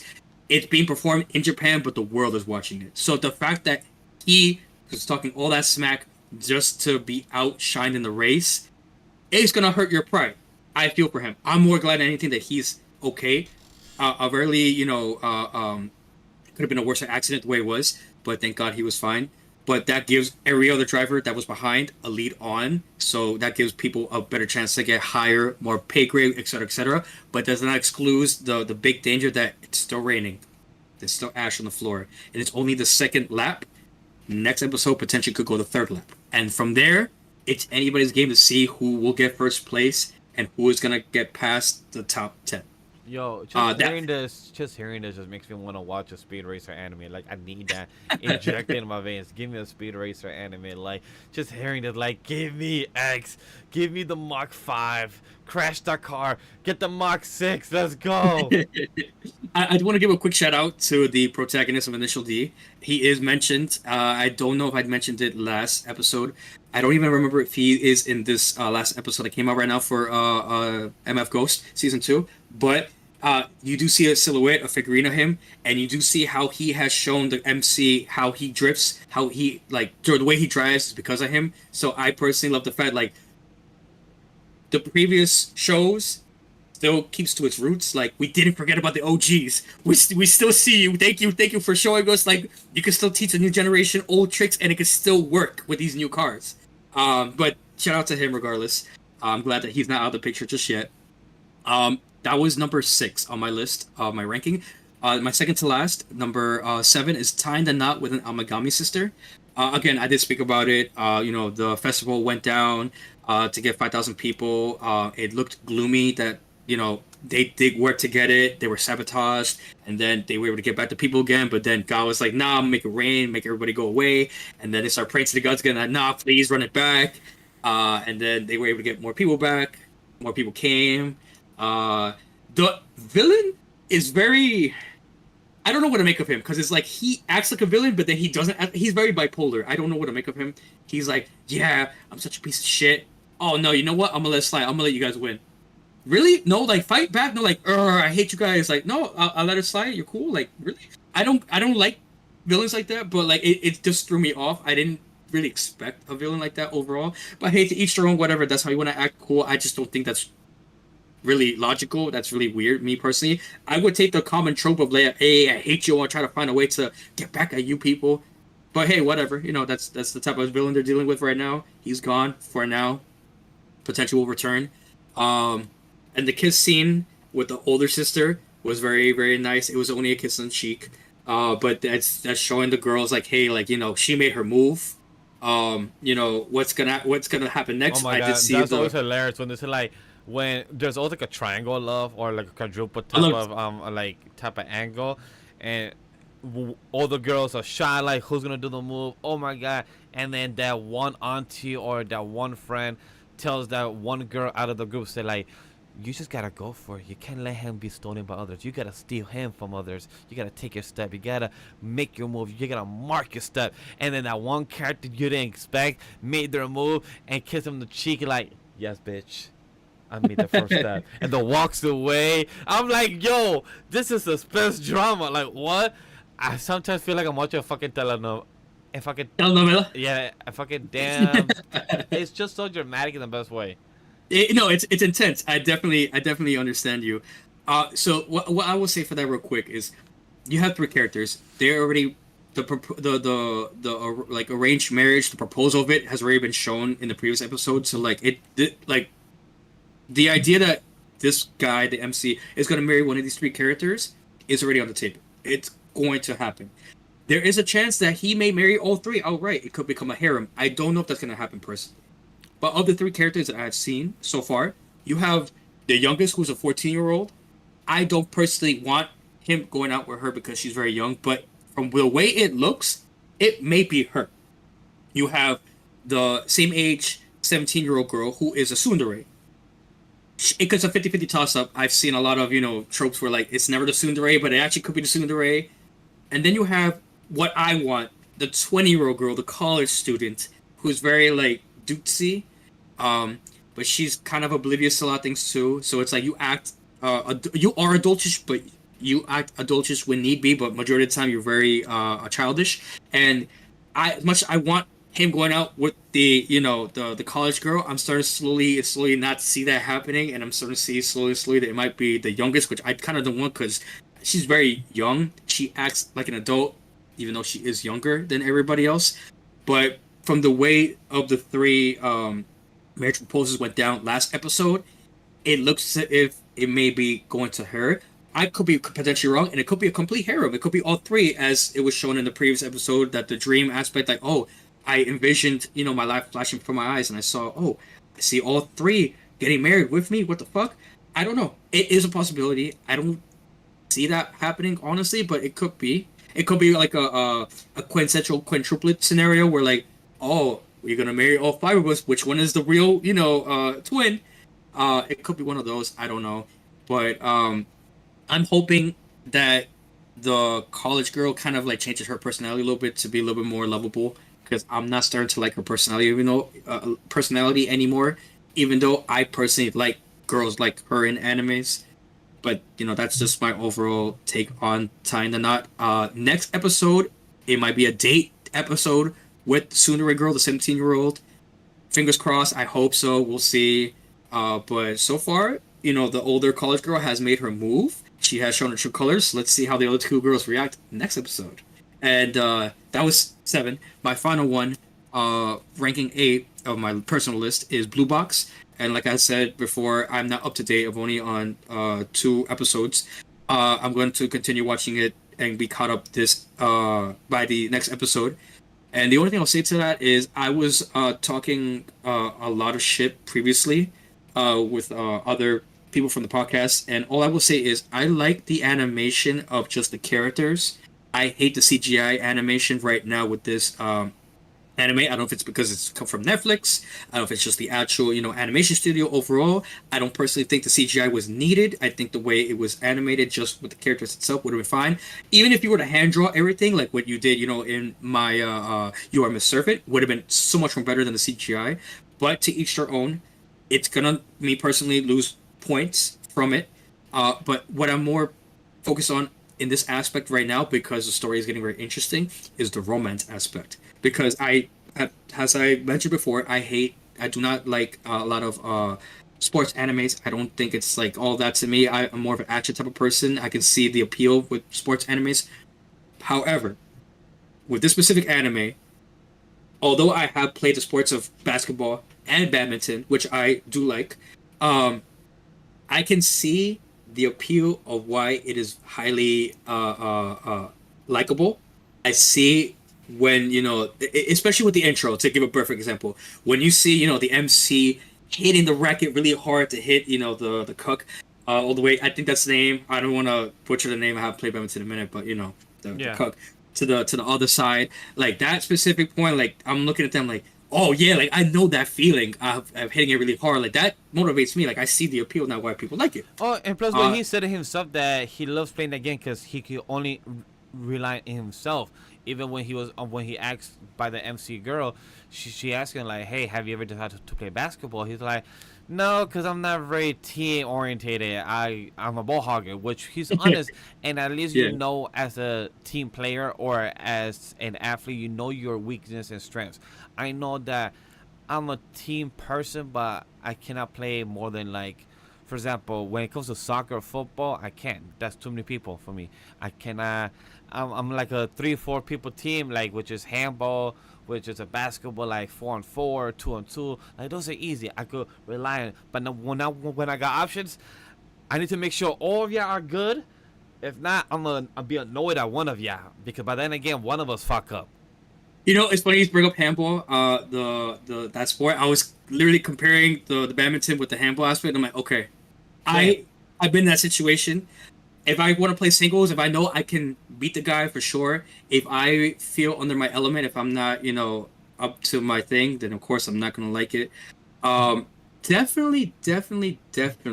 I see his reaction. I see where he's coming from. Hell yeah. Uh, I feel for him. I Yeah. like where he's from with it, and the romance too. I like, but I had. but yeah, I'm curious to see where the story goes. I know Yumi could add more to it next week once we actually catch up to the show and see where it continues to add. Because I'm curious to see what it tends to. But I'm really excited for our next segment. What we're gonna lead up to. So this is the fall anime hot or flop takes. And for anybody is I'm gonna give the seat to Crash to start off with his segment. sweet. So, this is my hot or flop. This is a little segment that I have made when I have done reviews. Posting it online and everything. And this is my first time putting it right now through through podcast. So the point of hot or flop is to talk about animes. Not a lot of mainstream animes. For example, the top 10 that we have talked about. Not a lot of animes that are on that list get enough attraction, not enough advertisement. Not a lot of people talk about it. So the point of Horror Flop is to talk to you guys about majority of the animes that are out right now and give our opinions of whether we think it's hot, whether we think it's the best thing, we recommend you to watch it this season, or if it's flop. Based on the amount of time that's passed by, we don't recommend it and we should pass it away, or if we just think it's outright garbage and give our opinion why it's garbage. Um, from this list, it is pretty much a list of 4 sections. These sections serve as a guide to our personal tastes and impressions. Sometimes we do miss out on gems that we later end up loving, but as it stands, these shows didn't make the cut, and we'll give the reason why. Uh, the grading system for this is my own personal grading system that I know Vash doesn't really like. But we No, no, no, are hold on, hold on. We're here for it. We're not saying that Vash don't like it. Let's not say that. It's questionable, but I really want to go with this. So I'm really excited for this segment made by him and where we're gonna lead up to it. We might do it every week or might do it every 4 weeks to see where it continues. We will see how the audience and we feel about it. So I just want to add that preface. definitely. I apologize about that. Yeah. So, these are graded in four categories. We have the recommended category. We have the just didn't try to make the cut category. We have the didn't try to make a good category, and the final category straight trash. Um, for shows with an average score of 6.99 or lower as of week five, I'm personally consider it straight trash. Um, I'm also going to avoid any animes that were lower than 10,000 viewers or shows that lack significant, advertisement or traction. I'm going to avoid those type of animes as well too. Do you want to start off, Vash, with the first category at least for recommended?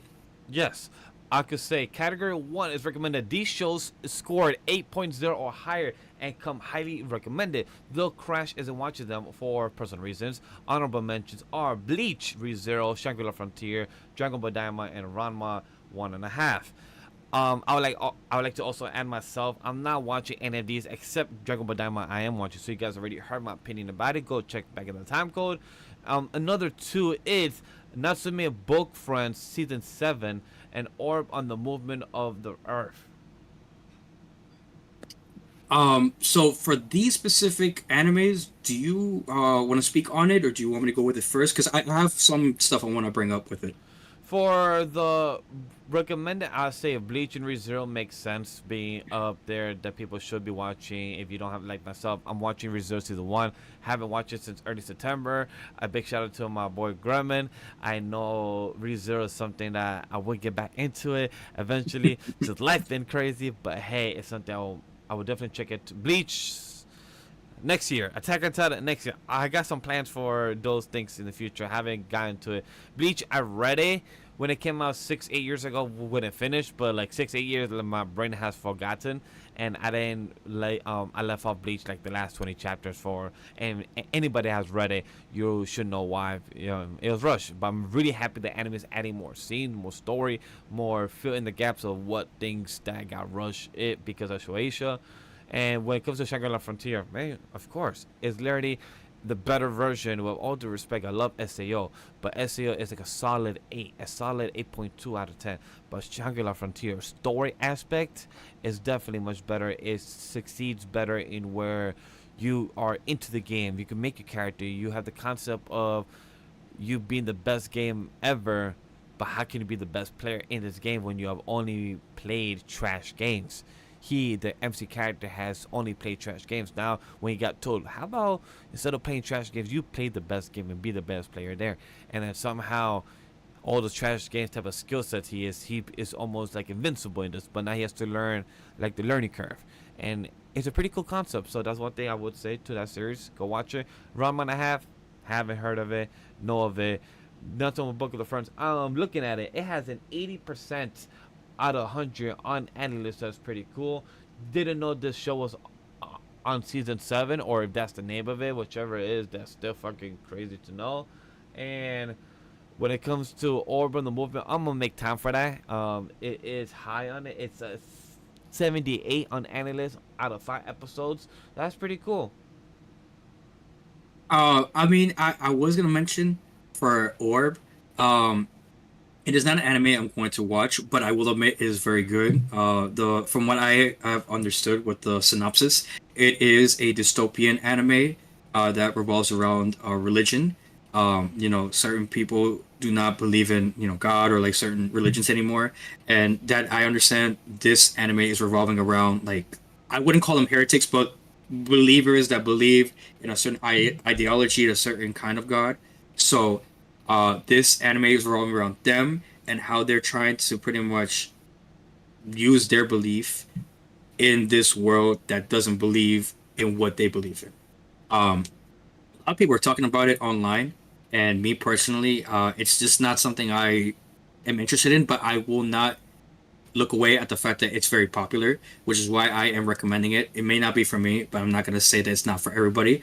What I always tell people always is watch the trailer, look at the reviews online, and see if it is for you. You Nah, always just go in the screen and look at the title, look at the poster, and be like, all right, I'm gonna watch it. it's definitely good. So for people like me who likes to watch, like if I watch one episode, I watch the whole thing. I always recommend if you don't want to do that, if you're worried or hesitant about something, I would say I would recommend always to watch those things or look at the statistics first before you give it a shot. Or as you're doing right now, take our opinions into consideration before you watch the anime. If you like what we're putting out there, if you like our opinions and watch the anime, you actually enjoyed it, let us know in the comments that you actually gave it a shot because of us. I like to know that a lot of people start watching certain animes because we gave our opinions and you like what we were giving out. Exactly. So let's move on to category 2. Or Yes. you, So. Uh huh. or you got more stuff to say for category 1? I just want to make sure. No. No. Well, the only other thing I really say for the recommended is Rama, half 1.5. I'm gonna potentially skip it. It was on my list to watch. It is a remake from the original. What's really holding me back is the gender swap. I always kind of forget that. Not that I'm saying that it's a problem or anything like that, but it's just like I already saw the other anime that came out last year, Yurusei, the one with the alien girl, Rem. And my thing is, I just personally not into remakes right now. I'm kind of like, I'm kind of not done with them, but I'm just kind of like, if the original is out and it's great, why am I gonna watch the remake? It's not saying it's pointless, but if I have other stuff to watch, I'm gonna watch that first. If I hear more good things about it going on, in the going on the season, then for sure I'll watch it. But right now, it's just not something for me that I'm really into. I'd rather just let it go and come back to it at a later time if I have time to watch it. It is recommended. It is a good anime. The remake, the animation between the old, the old one and the new one looks similar, the same, and the story more or less is pretty much almost identical to what was posted a long time ago to today. So I'm not worried about content and what they're putting out more than anything. I think they're doing a great job with that. But again, it's just not something I'm really interested in. It's not something the plus like tell me, oh, you have to watch it, despite it, having to do with romance, having to do with comedy. I'm just personally just gonna say, give it a try if you like those kind of genres. But for me, I'm probably gonna let it go. But moving on into category 2, just they met the cut. So this category has scores between 7.99 and 7.5 as of week 5. These are shows, these are animes that are decent but didn't capture our interest. We'll point out the ones we might check out with like a thumbs up or an X. The first one is Love Live Superstar Season 3. That one has a score of 7.82 out of 10. Me personally, and I know a lot of people are not going to like me for this, me personally, I'm going to pass on this anime. I'm not a fan of musical or idol anime, surprisingly, and I see the appeal why people like it, but me personally, not really interested in what it has to offer, so I'm definitely going to skip on it. Bash, I don't know if you're into musical or idol anime. What do you think? I don't know if that is a genre tag, but I don't watch many of those type of stuff. The only one I've seen, I believe, is Love and Tuesday. I think Love and Tuesday is on Netflix. I forgot what it's called. Love and Tuesday. What's the anime? I mean, I watched, comedy Magical Girls. It's Carol and Tuesday. Carol and Tuesday. I got you. Okay, So I know what you're referring to. So that's the only one that I've seen. For Karen Tuesday of music animes, I haven't really gone and searched for them, so I don't really have a list of top 10 of music animes, so I don't really have that as a category. But would I be watching Love Life Superstar Season 3? No, because 1 is on Season 3. I'm not even seeing Season 1 and 2, so I'm not going to have... I have no time to watch Season 1 and 2. Like, that's a impossible task. Like, unless I watch episode 1, then the hooks be like, oh, I need to right now. I have to binge this. I haven't gotten into that thought process. I mean, the fact that it has a season 3 and it's pretty much at a good score, 7.82 is not bad. It's actually, if you like those kind of genres, then definitely I would recommend the anime. But just for our sake, it's not something that we're into, and therefore it's not something we're going to be watching in the future. I will also say on AniList it has it as a 75. Ooh, so it's gotten lower. People might be dropping it, or the last episode that came out might not be good. Could be one of the both. But that's not a good sign. But the Uh, next one is Ron Komonohashi Forbidden Deduction Season 2. I will so not be watching it. I haven't even heard of it, haven't even seen it. I'm trying to find the poster of it and I don't even see it here. I will speak on this real quick. If it wasn't for the fact that it was not really spoken about, if it was more like advertised and everything, I would probably watch it because it is a mystery anime and it has to do with like detective work. I like stuff like that. I personally like any kind of animes that like show like mysteries, detectives like working to figure out the mysteries of like certain cases and stuff like that. And the fact that it has a season 2 is good. However, I Ah, have not. Mhm. it has an interesting, pretty concept. I just read Yeah. it came out last year, 2023, in the fall season. Oh wow! So a year later, it came out with the new season. That's pretty cool. 13 episodes, and I just read the synopsis of him becoming a detective, but then banished. He almost looked like the character from Solo Leveling, Sung Jin Woo. Like literally from the poster, I'm literally saying like black type of sweater, white shirt, like almost the same type of facial expression on the face and everything. So pretty cool. I might even binge that just for the fun of it. Who knows? So, this anime reminds me of like Bungo Stray Dogs in that aspect. If you know what I'm talking about, you know what I'm talking about. With that, like like detective aspect.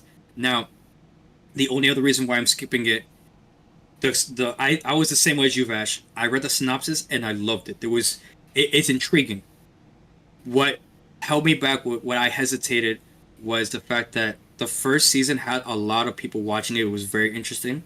Season 2 dropped significantly with the amount of people watching it, which means one of two things. Either season two's plot is nowhere as good as what season 1 was, or it just wasn't talked enough about after the fact of season 1's release to promote season 2. So I guess people you don't even know that season 2 released, or it's the season two's plot is just so like not good enough where people are rewatching it to the same amount that they were in season 1, which is very very important to know because again, with any good story, especially with mystery stories, you want to be intrigued, you want to be enticed. So if I'm not if the story's not getting interesting in season 2, I don't know why I'm watching it. So that's why it's gonna be a pass for me at this point. It is a good concept. Maybe I would recommend season 1 for people who do like mystery animes because there really isn't a lot of mystery animes lately that are very Yeah, very very interesting to watch. the only last detective anime I saw was the $1 Million Detective. Okay, That was the last one, definitely. and I think that was a 2021 anime. So I think the last one I saw. So I don't mind watching an anime like this. I probably could binge it this week just for the fuck of it, and then give my thoughts next week. Like, hey, I did binge this anime just to see how season 2 is, because I like it. Mystery concept is interesting. So if anything, that's one that I can actually binge by choice. Okay. Definitely. The last one on that list would be the Seven Deadly Sins, Four Nights of the Apocalypse, Season 2. Now, I'm gonna leave it with you, Vash, because you're the one who has talked to me about this anime. You're, the person that knows a lot more than me about this anime. I know just the premise, the basics. I have Sure. not personally watched this because of my long anime list, but I do want to know what is your reason to watch it or not watch it? What tell pretty much tell the viewers what you have told me. Should I give this anime a chance? Should I watch it? Is it worth it or not? Well, this anime I've never seen in my life or care to see in my life. When it comes to the original, The Seven Deadly Sins, yes, I've seen it. I have not seen the whole series. I've only seen the manga, aka read the manga. Read and finished the manga. Disappointed the manga so bad and had a sour taste in my mouth that I was said I don't want nothing ever to do with anything after season 3 of the anime. Season 2 has great moments. My boy, the sun god, the fucking Escanor, the prideful sin, the lion sin.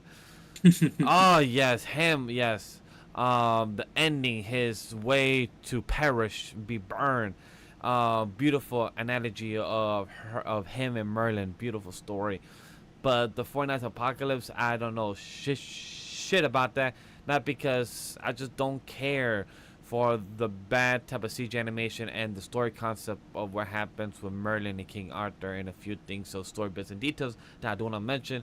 And on AniList, it doesn't even have a 7.2 out of 10. It has a 69% out of 100. So it shows that this anime, I have been friends that I know are reading it just because it's a sequel story, but they're not even enjoying the read. I'm like, cool. I don't want to do that to myself. I don't want to enjoy reading a series that I used to enjoy just because it's a sequel. I love the Four Nights Apocalypse story. Anybody that knows about the X-Men or anybody knows that that knows about religion, the Four Nights Apocalypse lore and the mythology is a cool concept of how it's used in a lot of the nine realms and all those type of stuff. But when it's made by an author who's literally got forced to make a sequel of the series as well because of the publication as well, it takes me out of it. So not me. Don't want to have a good time with the series in that type of way. Okay. Well, you heard it here first. And I'm going to be in the same boat as the viewers. I'm going to take Vash's opinion into consideration. Just based off that alone, that take, I'm going to pass on the anime. I have already a long list of anime to watch, and if the animation, one of the three big things that I looked forward to in any anime, is not getting better as the season progresses, it is probably something I'm going to skip on. I would hope the manga gets better, but just based off the take as well, it looks like I'm going to have to pass on that as well. I do want to mention some honorable mentions, some shows that we were pretty considered a little higher as well too. Danmachi season 5, MF Go season 2, Our Fuera season 3. These are animes we are watching. They were on the category 2 list, but we do want to shout them out. Definitely a recommendation. Considered okay, considered mid, or could we consider good too? Well, it's But crazy for Alpharetta is a 73% out of 100 here on any list. So it's pretty interesting how some sites have a different. Danmachi is a 77, so that is still pretty accurate there. Dragon Ball Daima is a 77, so it's pretty cool to see that some with similarities. definitely, definitely. Did you want to add anything on with category 2 before No, we we move can on? move to category 3. Okay. So next on the third category list is didn't try to make it good. So for this specific category, these are shows that have an average score between 7.49 to 7 out of 10. And the main reason they are a little lower than the previous category is because they didn't stand out due to low viewership or lackluster promotion. These animes that we're about to list out are going to be a little more hotter takes than the other ones we have said previously. Starting off with how I attended an all guys mixer with a my anime list score of 7.35 out of 10 for week 5. Um, it's a hard pass for me.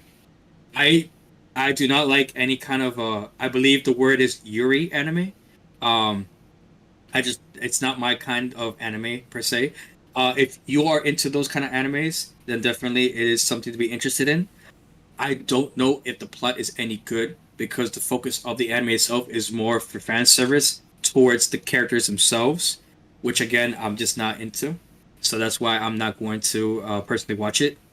I don't know if you feel the same way, Bash. If you've even heard the anime in general, it is an exclusive anime that is on High Dive. Oh, then So maybe that's definitely not. probably. Yeah, Yeah, I was gonna say that's I probably why you don't have I don't own not. the High Dive streaming service. If High Dive wants to come and sponsor us and give us some access codes, then yeah, I would love that. Thank you very much and appreciate you. But I don't have the funds right now to pay for an extra streaming service right now. That off. But for this series, that's as well as not my cup of tea, and I haven't heard of it, and I don't have the accessible service, and I don't have my island on the Grand Line active. I don't have the location to my log post, so I can't make it to the island. No, well, hopefully you could hear more about it later on, and shout out to High Dive. We if you're listening, we here. Let us know if you could, promote. We will help promote you if you help promote us. Scratch back, scratch back. Um, but second on this list of category 3, we have Blue Exorcist. Beyond the Snow Saga, aka season 4.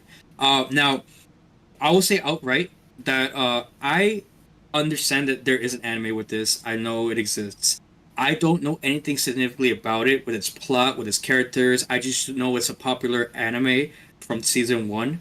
Um, and the biggest thing I could take away from this list is that from season 1 and onwards, the amount of traction with the anime has slowly dwindled significantly with other people watching it. So I do know Blue Exorcist is a popular anime, but from its first season. Since then, I personally have seen the numbers dwindle down from season 2 to season 3 to now season 4. If season 4 is any kind of recollection of like what people are watching, the biggest takeaway from this to not watch it is because not a lot of people are talking about it. Not a lot of people really like. If anything, the only people who would be watching it is the pretty much the like the veteran people, like the day ones that just want to see the series get completed. That's pretty much everyone that's watching it right now. I'm assuming a lot of people have dropped it because either the plot might not have been good, maybe it has something to do with animation. I personally have never heard anything about the anime past season 1, so I really can't give my piece on it. But just based on the fact that a lot of people are dropping it, it's not a good sign, and it could be for a variety of reasons. But just from that alone, that is a hard pass for me. That's not a anime I would potentially watch. It's just another example of like the Seven Deadly Sins. If it's any recollection with that too, if a lot of takeaways from like animation, story, anything in general is going lower and lower, of course I'm going to like not give it a chance. If it was just good the first arc and gets worse there, the anime itself is not doing it correctly, and that's not something I want to invest time into, at all. But you give me your take, Vash. Have you heard about the anime? Do you know anything about it besides what I've said? For the Blue Exorcist, I do want to give this preface that Blue Exorcist, the last time it came out, I think it was 2012, I believe, or 2015. Jesus. So I do want to give this preface that this is a series that a lot of people probably didn't expect that the last show or the last season that will come out 8 years later or 10 years later. So in case that probably it's not as well heard, or a lot of people don't use social media, or is well known that Blue Exorcist is coming out right now, or probably it's not even being marketed as you said. Blue Exorcist right now it's at a flat 7D right now on Analyst, and I'm curious about it. I just have never gone around to when I got to actually watch it. But because the original, the last season of this one was Blue Exorcist that came out in 2024, in the earlier this year. Before that one was the Kyoto. That one was 2017. So yeah, 2017 was the last one. So a lot of people probably still haven't heard that from 2017 to now, 2 new seasons came out. But at the end of the day, a 70 is not bad. What the stories are back, I know that he's the son of Lucifer, or the son of the devil, and he's in the human realm. That's the only thing I know or heard of. Interesting concept. I just never have gotten around to it. I do plan to one day. What the one day will be, who knows? But I don't plan to watch it. No. Okay. Well, so we're in the same boat. We're in the same boat for that. That was number 2 on the list. Number 3, we have the Do-Over Damsel Conquers the Dragon Emperor. That's ranked 7.24 out of 10 on my anime list as of week 5. The only thing I can really say about this anime is it is a very common plot with a lot of like isekai animes. So The MC is overpowered, man. Gotta enjoy that shit one way or another, man. When you know your character, cause I see your take. You said too similar to the 7-time loop. Not interested. Once you said that, once I read that right now, I had to look, because I'm like, oh, it's like the 7-time loop. I'm not about to like this anime then. I'm about to check the Do-Over Damsel Conquer the Dragon Emperor. I don't know what the fuck this shit's about, but just now because of your text that you have in our document saying that 200 time loop, like, word? That's a good thing for me then, because I enjoyed the 7-time I reincarnated as I think the 7th son or something. Or if this is a different time loop. Just knowing that, I'm gonna check this anime out. It's on episode 5 in 2 days. Time is 4 episodes out. Easy, 12 episode season. Easy. Let's go. I could do this. So for me personally, why I'm skipping it is I like originality in animes, and there is a lot of not even spin-offs, a lot of copycats. And it's not to say that people like creators are copying other animes in their own ways. There are different takes you can do with different stories with different animes. But the thing with this is that there's a lot of these kind of animes out there, and it's just to the point where I've seen it once. I'm not gonna put my time to see it again if I know it's gonna end up the exact same way. So, with that being said, I love time any time of like time animes, like rewinding back in time, time travel, excuse me, time travel animes. I love going back forward in the future, going back into the past, and just reading the synopsis of this specific anime is exactly the same as Seventh Time Loop. So I personally I like Seventh Time Loop. I'm actually waiting for a potential season two. If I remember correctly, it ended up like in a way where there could potentially be season two. I know if I watch this, it's gonna end the exact same way to where either it could potentially be a season two if people ask for it, or it could just end in a way where I might not like it because again, it's a time travel anime. It goes one of two ways. It could be great, it could be bad. The fact that it's already 7.24 out of 10 to me personally looks like it's mid at best. It's not something that a lot of people are talking about. Personally, I've not seen a lot of advertisement for it on social media or anywhere. So just because of that alone, I'm just gonna So, pass on it. and just to confirm, the series you talk about is the seven time loop. The villainess enjoy a carefree life married to her worst enemy. Yes, that's the one. That's Oh, the one that came out in the winter, I believe, of yes, 2024. correct. January 7, 2024, 2024, Yep. 12 episodes. So I've seen these type of animes. I haven't heard of it. I'm sorry, I heard of this one. Have seen this type of genre, but I have not watched this one. I don't know if I will, but I haven't watched it. But now I understand what you meant of the seven time loop. If I thought you meant of the seventh son type of reincarnation one, of the Seeker one. No, no, no, no. I didn't want to burst your bubble, but yeah, I was gonna say it after the fact. I'm sorry for misleading you. But the Yeah. Lower Downs Uh, of Dragon Emperor still the title sounds interesting. I might still watch the first two episodes just to be like, okay, are you good or are you bad?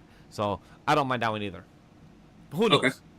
So I might have two Uh, homeworks of seeing some type of detective anime or a Dragon Loop type of damsel in distress. Most definitely. So going down the list now, number four on this is 365 Days to the Wedding with a my analyst score of 7.12 out of 10 as of week five. So this specific anime was an anime that I had kept my eye on for a good couple of months since it has been posted that it will release as an anime adaptation. Um, the main reason why I held off on it, not because I didn't have high hopes for it, it was more than anything because it was not advertised enough past the announcement of its release. Um, I had kept a look at its synopsis. It's a rom com. I love rom coms. I love romance, but just with like any rom com, you need to have a good plot to keep your viewers very interested. And just off the synopsis alone, not even the trailer, I did not personally get hooked on. So that was my first takeaway. Like I might skip it. But the good thing is, for me, when it comes to these kind of animes, the reason why I do the hot and flop is I give it time to let it cook. Maybe it gets better over time. So in these circumstances, I give it a couple of weeks. In this instance, I gave it 4 weeks. We're now week five. The fact that it is 7.12 out of 10 as of week five. The fact that I still have not seen anything besides the first episode about the confession, and the fact that it was the plot still has not advanced enough to the point where I've heard it's getting any better, despite the fact that it's being a romance anime, um, just gives me the illusion that hey, it's not worth giving a chance. It's fine to skip it. I'm not gonna lose out anything. Can it get better from this point on forward? Yes, definitely for sure. But in my experience with a lot of rom coms, with a lot of animes like these, especially that it's very a very not mainstream anime, I'm not holding my breath for it to being anything better. Um, I'm pretty sure in this the name of it itself, they're gonna get married in a whole year. Maybe not even gonna get married. Do I really care? No, I'm sorry. It's not my forte. I'm going to skip it. If anybody who does watch the anime and likes it, definitely leave in the comments. Let me know if it was worth it and give me a good reason as to why I should give it a chance again. But me personally, I'm gonna skip this rom com. It's just not for me, and it's not talked about a lot. the next literally 4 animes that we're gonna talk about, I'm not even watching. So I can like for 365 days of wedding, I'm gonna probably check out the first episode because it's interesting concept, but it looks very average to me. That I'd rather watch this one in the future when I'm like bored as hell or got nothing to do, or like I have other type of backlog. So I'm not gonna add something that is not being recommended to me, or is not being like, yo, I need to watch this. Okay, okay. Sorry to people who might like the anime. It is what it is. But going down to the list, next, number 5, we have Yakuza Fiance. I'm gonna butcher it in Japanese, but I'm gonna try my best. Reis wa Tanengai, with a score of 7.20 out of 10 on my anime list as of week 5. Um, Again, this was another anime that I actually was keeping my eye on, more especially than the previous anime. I had heard a lot of great things about the manga. And surprisingly, as of its release from day one onwards, I've seen a lot of clips online. With Crunchyroll posted on Twitter, with Facebook. It is giving traction. There is a lot of interesting things happening in the anime, and the good thing to note is that I believe not even with this week, but there was a previous week where it was actually on the top 10 list. Is a very good sign. It is strong. It is going through. The only thing that's throwing me off is the romance aspect. So to explain really quick, when it comes to romance, I like the very generic. Oh, I'm into you. I love you. I like the development of feelings, getting to the confession aspect, even to go even more deeper into like the kiss scenes, and even onwards with that. Now, with this specific kind of romance, it's a little more aggressive, and the reason why it's more aggressive is the theme of it, which is organized crime. We're talking about these two characters who are dealing with the Yakuza, a very dangerous gang, in Japan. So their love for each other is going to be a little more aggressive than most romances. And not to say that it's not something that I don't dislike, but it's not something that I'm looking for right now in an anime this season. So although it is romantic, keep in mind that there is violence in it, and the love that they have for one another is more aggressive than other romance animes. Just because of that alone, I'm going to pass on it. Low key, I actually might give it a shot. I actually might watch it. I'm gonna say for right now, I'm gonna skip it. But what's making me come back to it again is the ranking right now of this week. The fact that it's ranked 10. The scene that I just was explaining about previously, that this man threw hands at all these gang members because they hurt the girl that he loves. Like that's something I can relate to. That's something, even despite the fact that he's a gang member himself, that's something like, oh, like I like that. That's something I would do if I was in that scenario. But to the extent of the violence that he goes through, it's not something that like really like interests me, because it's a trope of, yeah, I'm a gang member, so I'm more OP. I'm gonna beat all these guys up and show my assert my dominance as the alpha. It's not something like I was looking to forward to in this season, but it's not something I can overlook either, because it's something that like I noticed already with the clip. So I'm gonna put it as a maybe, but low key right now, as of right now, it's a no. But that could change over time. Maybe I might see another clip next episode or the episode of that where it gets a lot more interesting. What I will say though is, if the anime is not good, the manga is especially better, and that's something I would recommend to any newcomer, even veteran viewers or listeners, watching. If even though I'm not watching this anime, the manga is hitting a lot more better.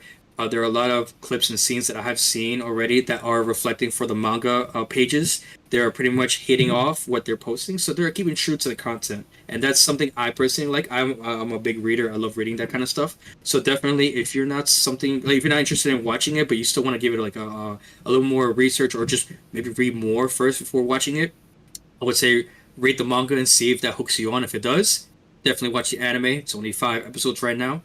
6 is gonna come out next week. Definitely give that a shot. But if you want to do a little more research, I would recommend watching the trailer and reading the manga and see if that's your taste in the romance genre. For me, when it comes to Yakuza Fiance, I will definitely be watching it. I haven't found the time to, but I think I have like a homework of like 6 or 8 animes to watch by next week. So let's see how we go. All right, all right. So Yakuza Fiance is the one that we might, so that's good. At least we got something on the list that we might potentially watch. Going down next on the list, we have number 6 of if my wife became an elementary school student with the score of 7.17 out of 10 on my anime list. Um, so I have heard of the manga before hearing about the adaptation of this anime. And the only thing I'm gonna say just outright is nope. Nope. Nope. I'm not watching this shit. Nope. There is nothing anyone can do to try to convince me to watch this shit. I'm sorry. If my wife, my legit wife, passes away and she gets reincarnated into a little girl, I don't know how I would personally feel about that. I would want to feel happy, but you are like, my God, you're like fucking 6, 7 years old.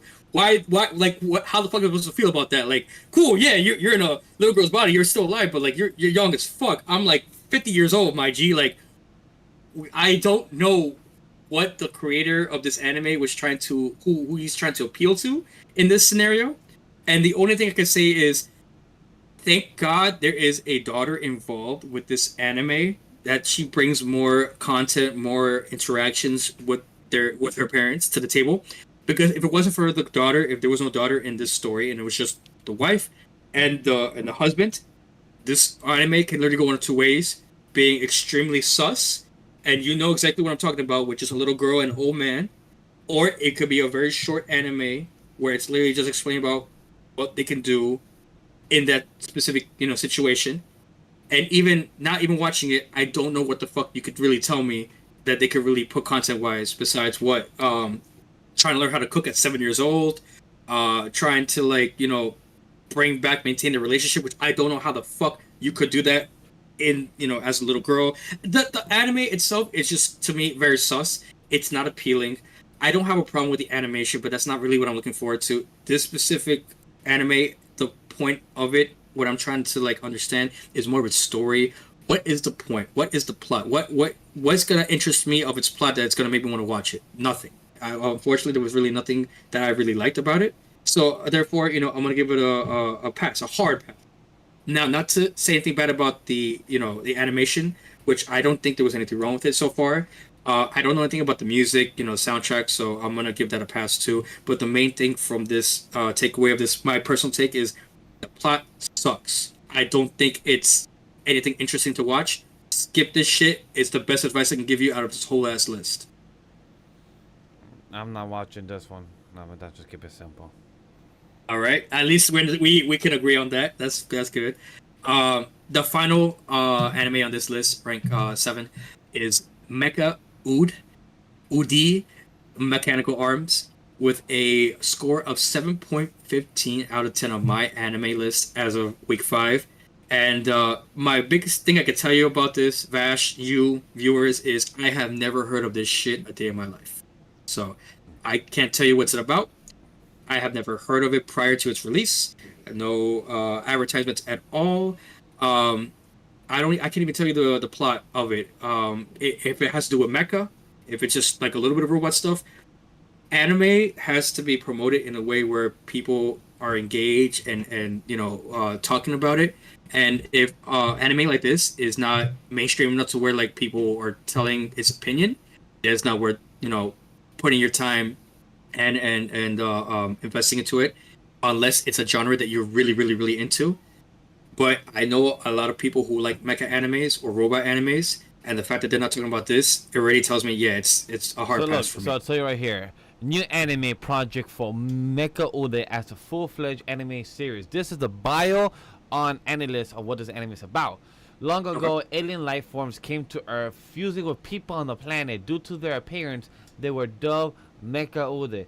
As when fused, they bore a striking resemblance to mechanized limbs. Through a involuntary partnership, average middle school Hikaru Amaterasu works alongside the Mecha Ude Amara, who is extremely rare and specialized existence. To protect Amara, the resistance group arms assigned the dual Mecha Ude user Aki Masurame to follow him wherever he goes. However, she's also looking for a mysterious snake-type Mecha Ude wielder who has put many of her comrades in a critical state. Behind the scenes, An organization known as Agrami Group is searching for the mythical trigger arm, and Mecha Ude said to grant unlimited power when Aki's life is threatened by this group. Hakari must team up with Arama to find the courage and fight back a long way. They could learn that his life would never be ordinary again. Okay, so look, real quick, just from that synopsis alone that you just said, the first half had some interesting points. Past that, I was bored as shit. I don't like mecha anime, but I will admit, if I were to recommend any kind of mecha anime to anybody, watch Mobile Suit Gundam. That's going to be a lot more interesting Well, than it what looks I like just. it's like a mecha anime, and from the tag, it says artificial intelligence, male protagonist, school, cyborg, terrorism, superpower, aliens, shonen, and motorcycles. You can Did you watch did you say did you say harem? not harem, superpower, aliens, shonen, motorcycle, cyborg, school, male protagonist, artificial intelligence. There's no way I said harem and no words that sound like it. So maybe you wanted to hope that maybe if it was harem, you might watch it. I was hoping for romance. If there's no like, if it's just straight action, but the animation or CGI makes the action trash, oh, that's gonna be a hard pass automatically. But I mean, at the fact that it's at the bottom, almost at the very bottom of the list, it already speaks like wonders in itself that it's not worth giving a try. I mean, personally, I'm not gonna give it a chance. It's Yeah, just me too low of a neither. score, and I'm not.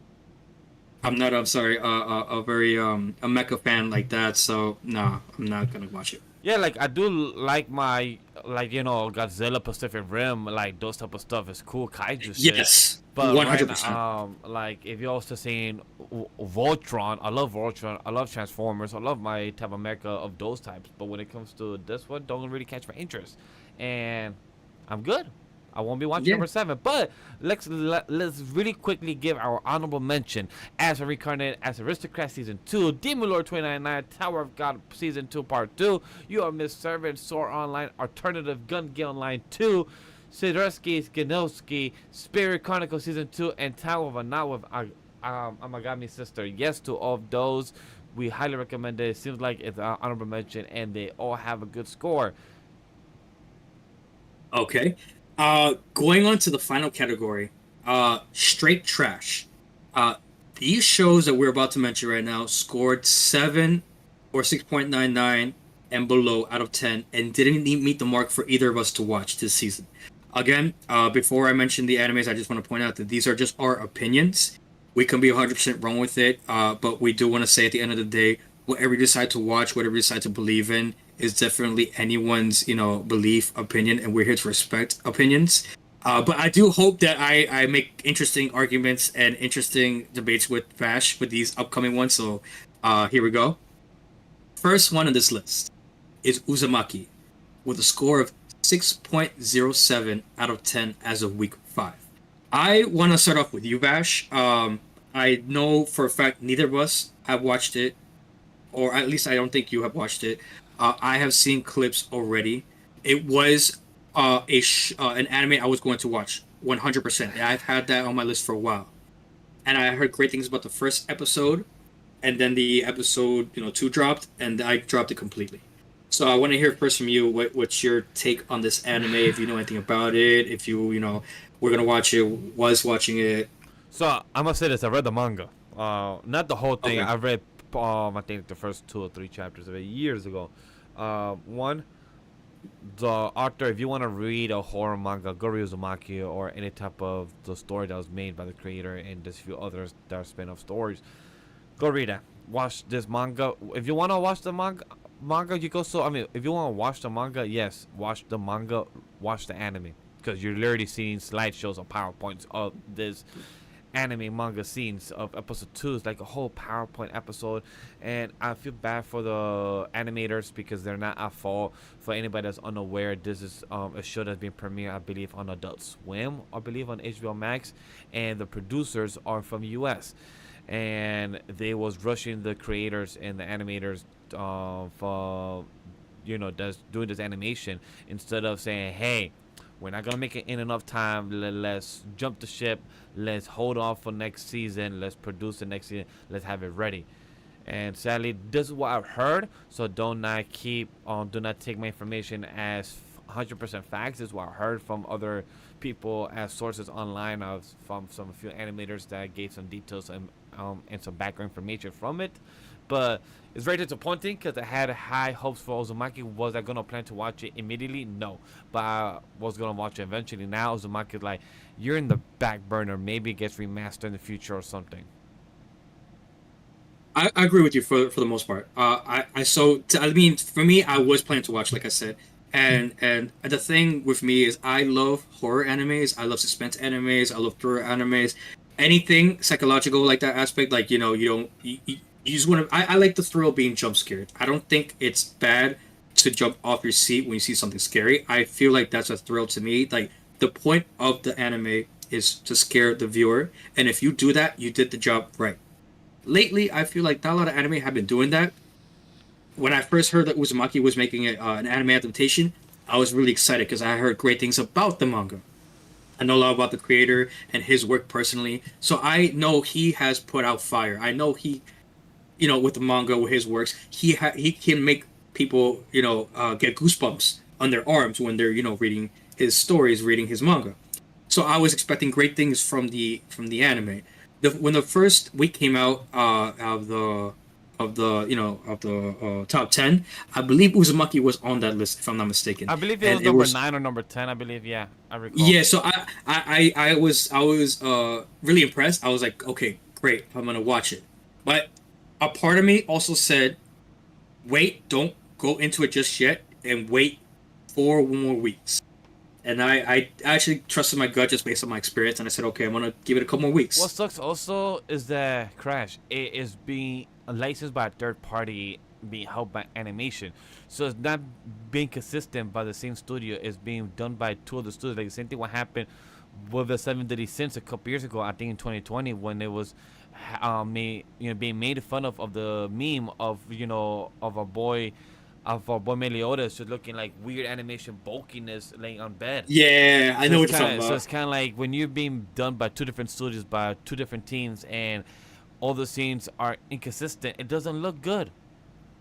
100%. And the thing with these kind of animes, I get in certain situations, you're dealt with the cards that you have. If that's their situation that they had to have three, parties animate all this, it is what it is.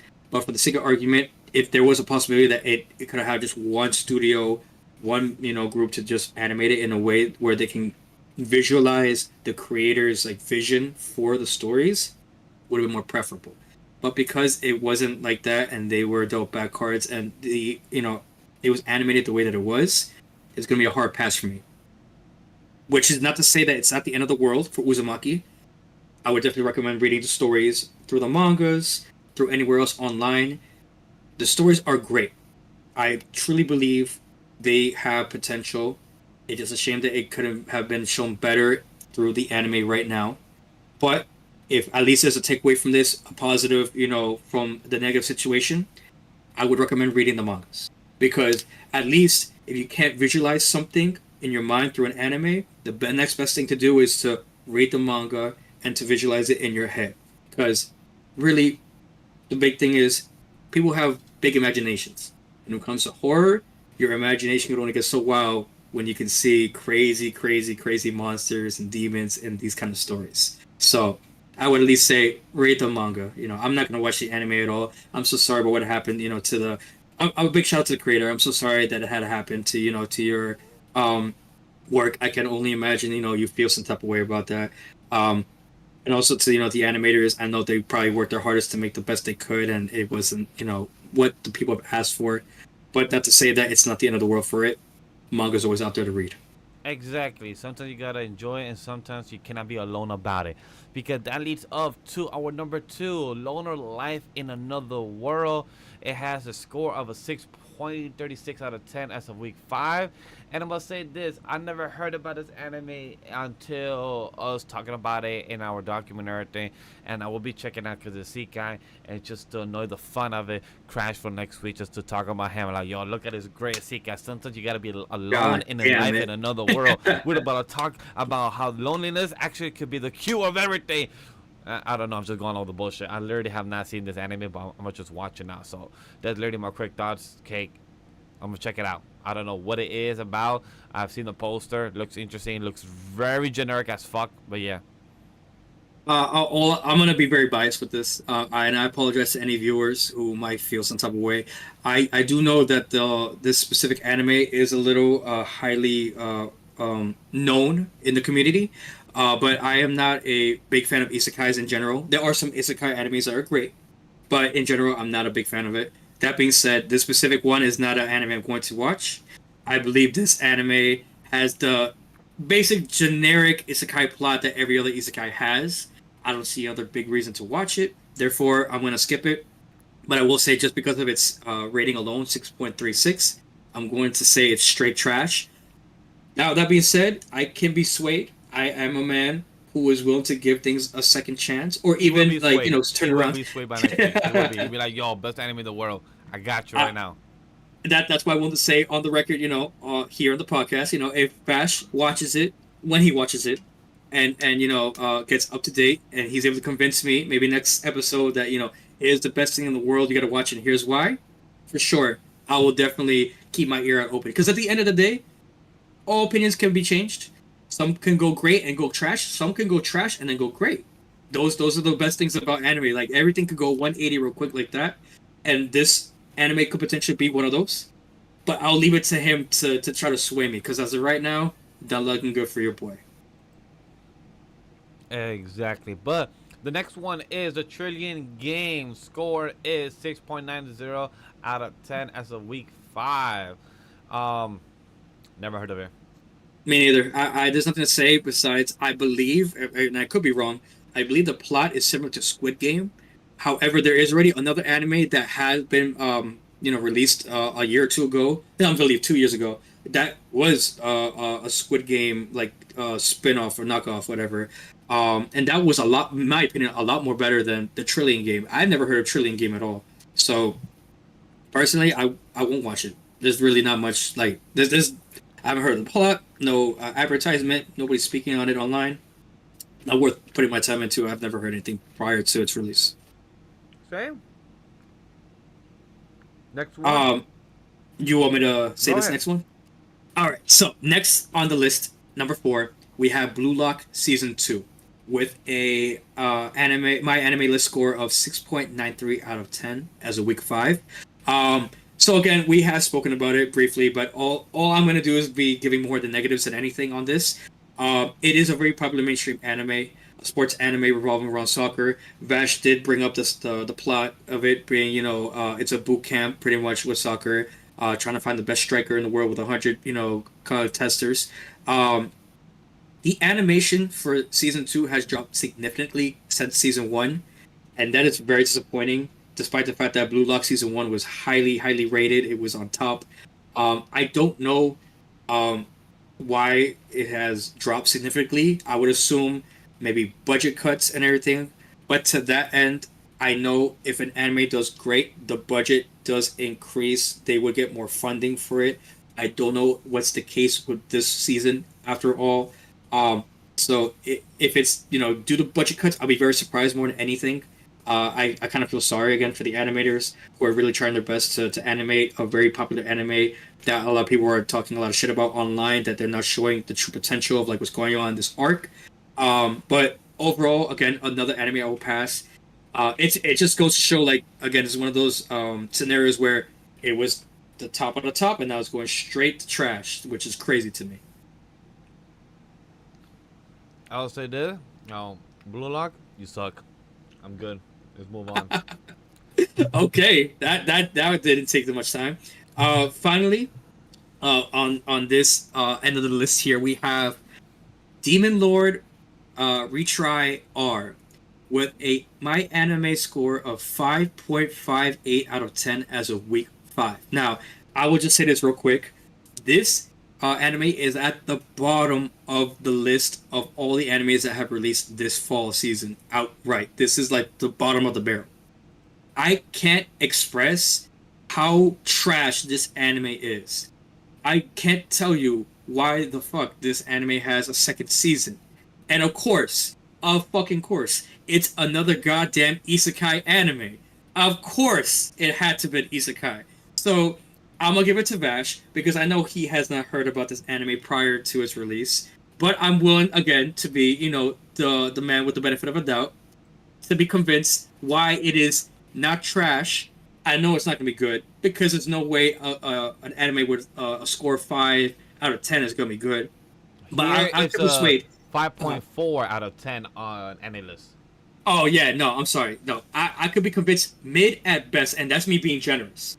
But I haven't even past watched it that, or heard of it. The Demon of Retroy R, never heard of it once. I probably heard of it from a few people like watch it, but I've never heard of this one actually being a thing. if there's anything to take away from this whole list, besides the other anime that I had referenced, do not watch this shit. I personally think it's trash. I think it's gonna be a waste of time. The fact that it came out, I think the first season in 2019. But actually, if you can quote me on that, the fact that it got a season 2 now at the end of 2024, and it's really, really, really lowly rated. I have not heard anything about it. I don't even know why it's even there now. It's very disappointing. And it's another isekai. There's really a lot of isekais out there to watch. And I don't even like isekai. I would recommend any other isekai to watch than this crap. Yeah, I'm staring at it. I'm trying to see what's other animes that are lower. And there's 4 animes lower than the Demon of Retroy. I'm gonna tell you. And list is a Tohai Urarate Mahjong Tuheruku. I do remember briefly speaking about that, but I don't think a lot of people were watching And it, then which is why. that one Uh-huh. is also it's a 54% out of 100. And then after that is the Prince of Tennis 2, the U17 World Cup, the semifinals. That is a 53%. And then the other one that is at 50% is Haigi Kura. I think Yumi spoke about that last night. Is the Haigi Kura. That one is at it's 50%. And then the one that is at 49% is Hamidachi Creative.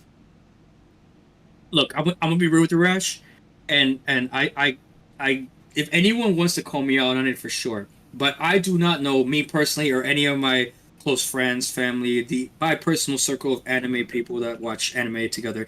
I do not know anybody who watches fucking tennis. I'm sorry. You can, we can definitely go with an anime like Haikyuu, Blue Lock, whatever. Or I basketball do not know. anime. There's a basketball. There's sports anime. There's boxing anime. Tennis Yeah, yeah, anime. yeah. I'm not sure if we had a text. I'm not sure if we ever had a tennis anime.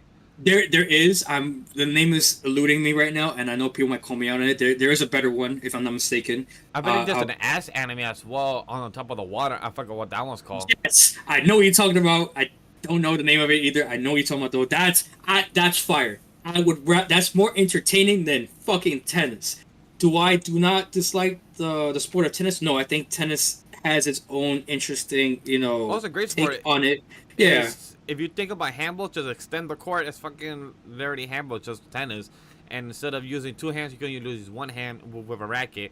And other than that, I believe that anybody should watch real life tennis. As an anime, I think it's hard to kind of make it interesting. I don't know if there's other animes that actually exist that has made it interesting, but I've actually watched it in the tennis sport. It's really good to watch it, but in the anime, who knows? You know what? I'm gonna do the opposite. I'm gonna opposite my take with you. I think it's better to play the sport than to watch it. It's more fun for you to experience it and try than watching it because it Oh, no, could both be playing it as well as boring. fun. Yeah.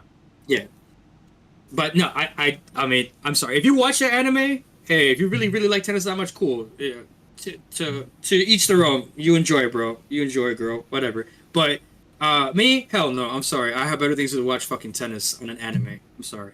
Yeah, and also if you're watching the Mahjong anime, please let us know because I would love to know that it's actually good because right now it's at 54% out of 100, so that's just the craziest stuff that's going on there. Mahjong anime is wild to me. Like, I mean, again, if you're really into it, cool. But there's nothing anyone can try to convince me right now to tell me, oh yeah, it's the most fire anime, like top 10 of everything this season. No, there's no way. I'm sorry. There are better things out there to watch than that. All right, well, you can't tell me that Mahjong or even that Prince Tennis anime is better than Bleach right now. There is no way. If someone could try to convince me, honestly, I would be surprised. because there is Exactly. no way. It's just Yeah, hard to believe it. yeah. But without further ado, I think that is the end of our hot or flop, correct? Yes, sir. I have given my piece on pretty much majority of the animes for the season. If again we have missed anything, please leave a little comment on the bottom. Let us know. If we have missed anything, maybe we could bring it up for the next episode. If anything, we might try out new animes and talk about it for the next episode. But for the most part, this is our heart or flop for the fall season of 2024. This is the hot or flop, and also I believe this should be the end of our episode as well, since we're about to be approaching 3 hours. I'd rather save the done and done episode 5 and 6 review next week, since that could be our still our main coverage at the end. I don't want to reach more than what we already have. Are you cool with that? Yeah, I'm fine with it. It's more to speak about for the next episode for sure. I don't have a problem with it. The only Just thing, be ready for that crazy take. yeah, the only thing I will say is that girl deserves to get smacked by a water sink in the head. Don't disrespect our boy Okoro Rune. Do not disrespect the Only four-eyed thing for nerd. me, the only thing for me is the romance is getting good. I like it. Like it's getting my heart pumping as somebody who really likes romance. I hope things get more better and better. And I believe Watkins, who is ahead of me in the manga, is telling me great things are gonna happen soon. Stay tuned. He won't spoil it for me, and of course I won't spoil it for you guys.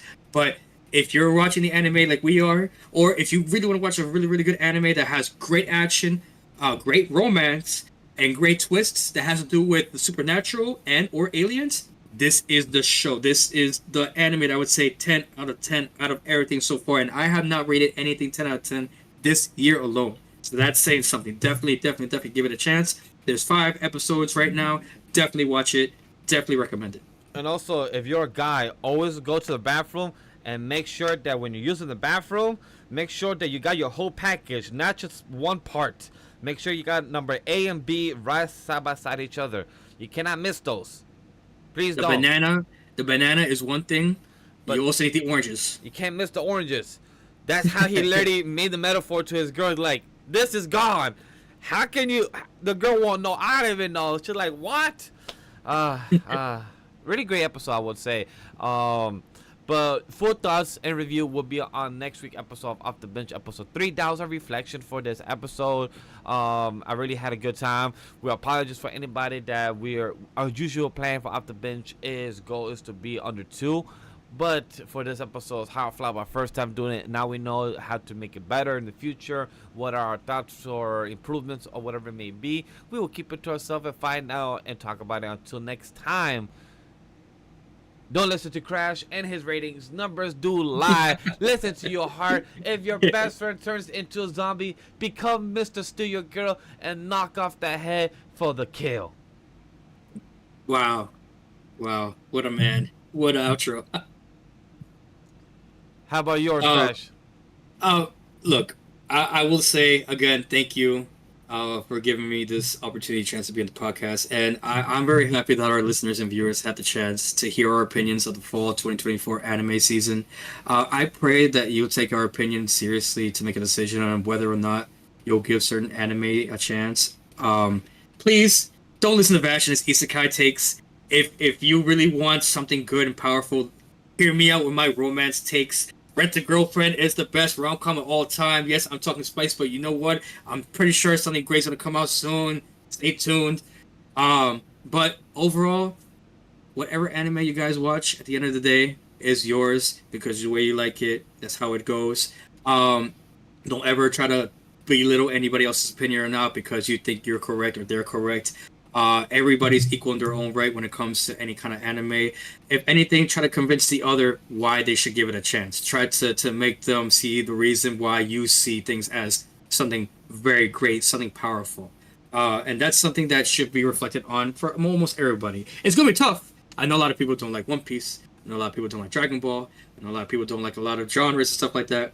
But that's all opinionated. At the end of the day, whatever you like, whatever you want to watch, is all up to you. There's only there's only one big 3. Bleach, Naruto, and One Piece. Get that in your head and stay that in your head. That's only be one big 3 existing. So, without further ado, stay tuned for episode 3, where we'll continue exploring the best anime of this season has to offer. Plus, maybe feel surprised along the way. Thanks for listening to Off The Binge podcast. As your host, the legendary Vash, and we'll see you on the next one. Stay tuned. Peace, guys. Big three only, existing. Can't believe you were talking nice about Isekai. Really?